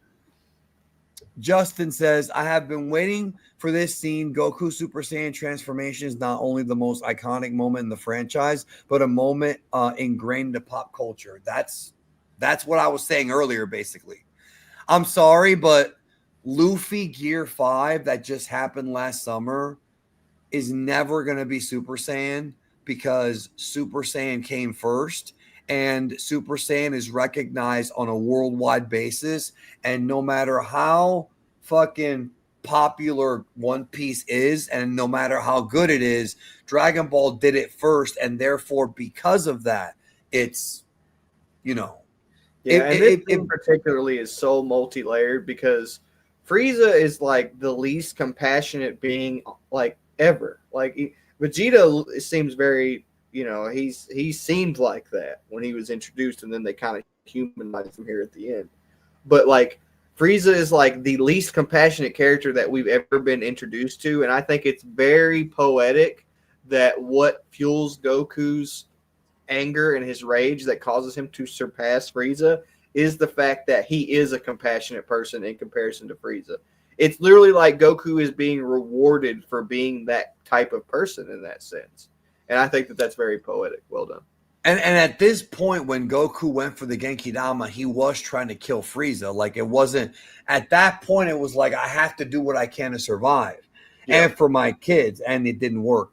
It didn't finish him. Justin then says Frieza got a bigger pop out of Krillin's than 18 ever got when he was inside of her. Well, they had a baby together, bro. So, do you think that? Do you think that after, if they ever go past the end of Z, that Krillin will have another kid? I don't think so, but I mean, it's something to think about. It's very possible. If the story continued, like, think about this. What if they actually continued the story post end of Z, and then Gohan and Videl had a boy? Yeah, think about that. They could easily do that. They're still young. Yeah. Yeah, the Speed Punch said he's old, but Gohan's still young, you know? Yeah. So, anyways, Krillin's dead. And it's a very sad scene because he can't be wished back. I'll make you pay for this. How dare you? The transformation's obviously a lot faster in the manga. It is an epic transformation no matter what version you're watching. And there we go. Now, this is colored with the modern colors, which is gold hair, green eyes, or blue eyes. But in the original colored pages of the manga, because the original manga did have color pages. In the original color pages, it was still white hair, red eyes. Yeah, like limited color, yeah. Right. So Krillin again has died already. And now he can't be wished back. That's right. Now, this is the Bruce Lee eye. This is the Bruce Lee eye glare. For those who don't know, which again, we always tell you to watch Kung Fu movies. When there's a part where Bruce Lee it'll do this thing where it zooms up really close to his eyes, which Dragon Ball and other anime have done. Anime is very much inspired by Bruce Lee, especially shonen, where it does a super zoom into the eyes. That is from Bruce Lee and other Kung Fu movies too. It's a classic thing they do. Yeah. And you know where they got that from? They got that from American Westerns, because if you look at Westerns, before these guys fire their guns, it always zooms in on their eyes. Well, actually, I think that did. Or maybe the Westerns got it from them. Yeah, I was fixing to say they used to do the same thing in samurai films as well. So Right. Yeah, you're right. So maybe the Westerns got it from them. But Dragon Ball Z was definitely inspired by Westerns, like the Z portion for sure was, as far as the production of the anime goes. Justin says, it was at this moment Frieza knew he was fucked up. Not yet. He's about to know. And we are done. He's like, this what? This scene is really important because it does basically, it hammers home the fact that Goku is struggling to maintain his identity. Because he's so mad. That's like the most important aspect of all of this with Super Saiyan. And I'm going to get into it a lot more in the next Mangalorian.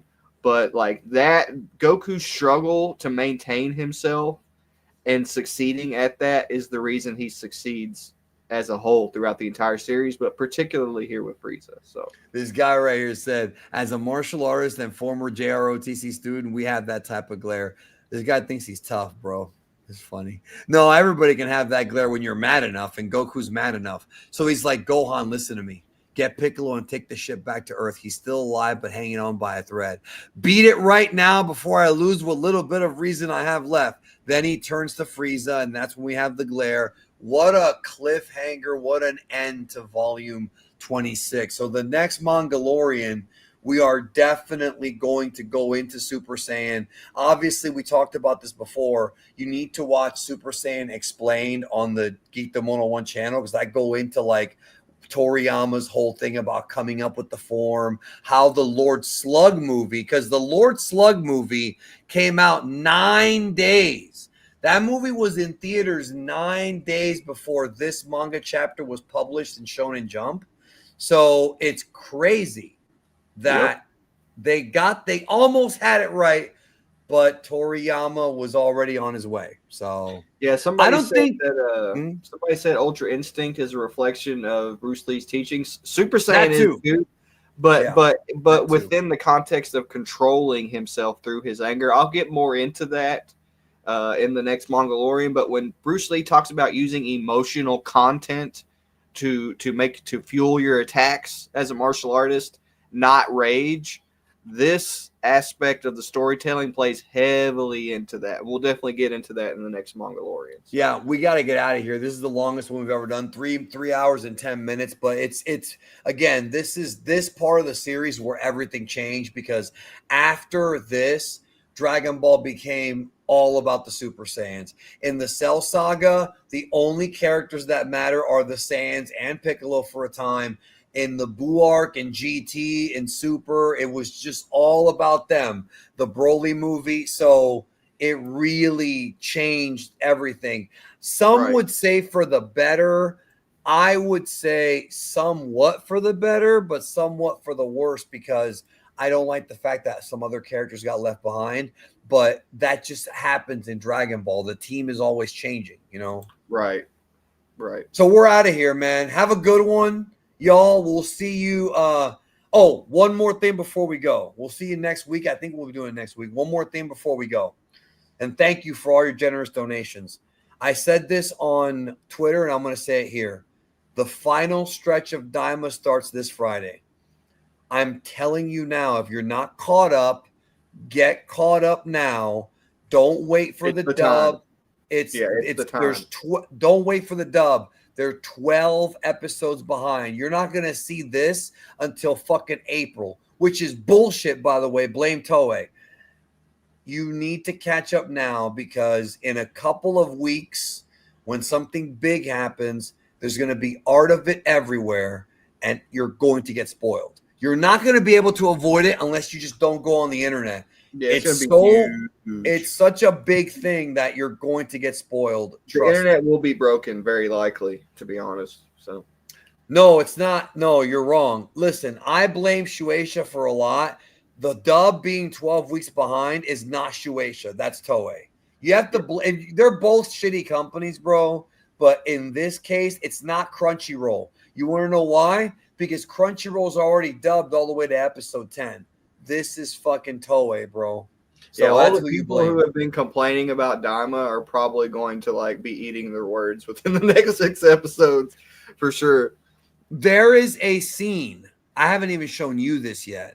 There is a scene in Daima in episode 19 that directly mirrors a scene in the Frieza saga between Goku and Frieza. It's shot like the same way with the camera panning up.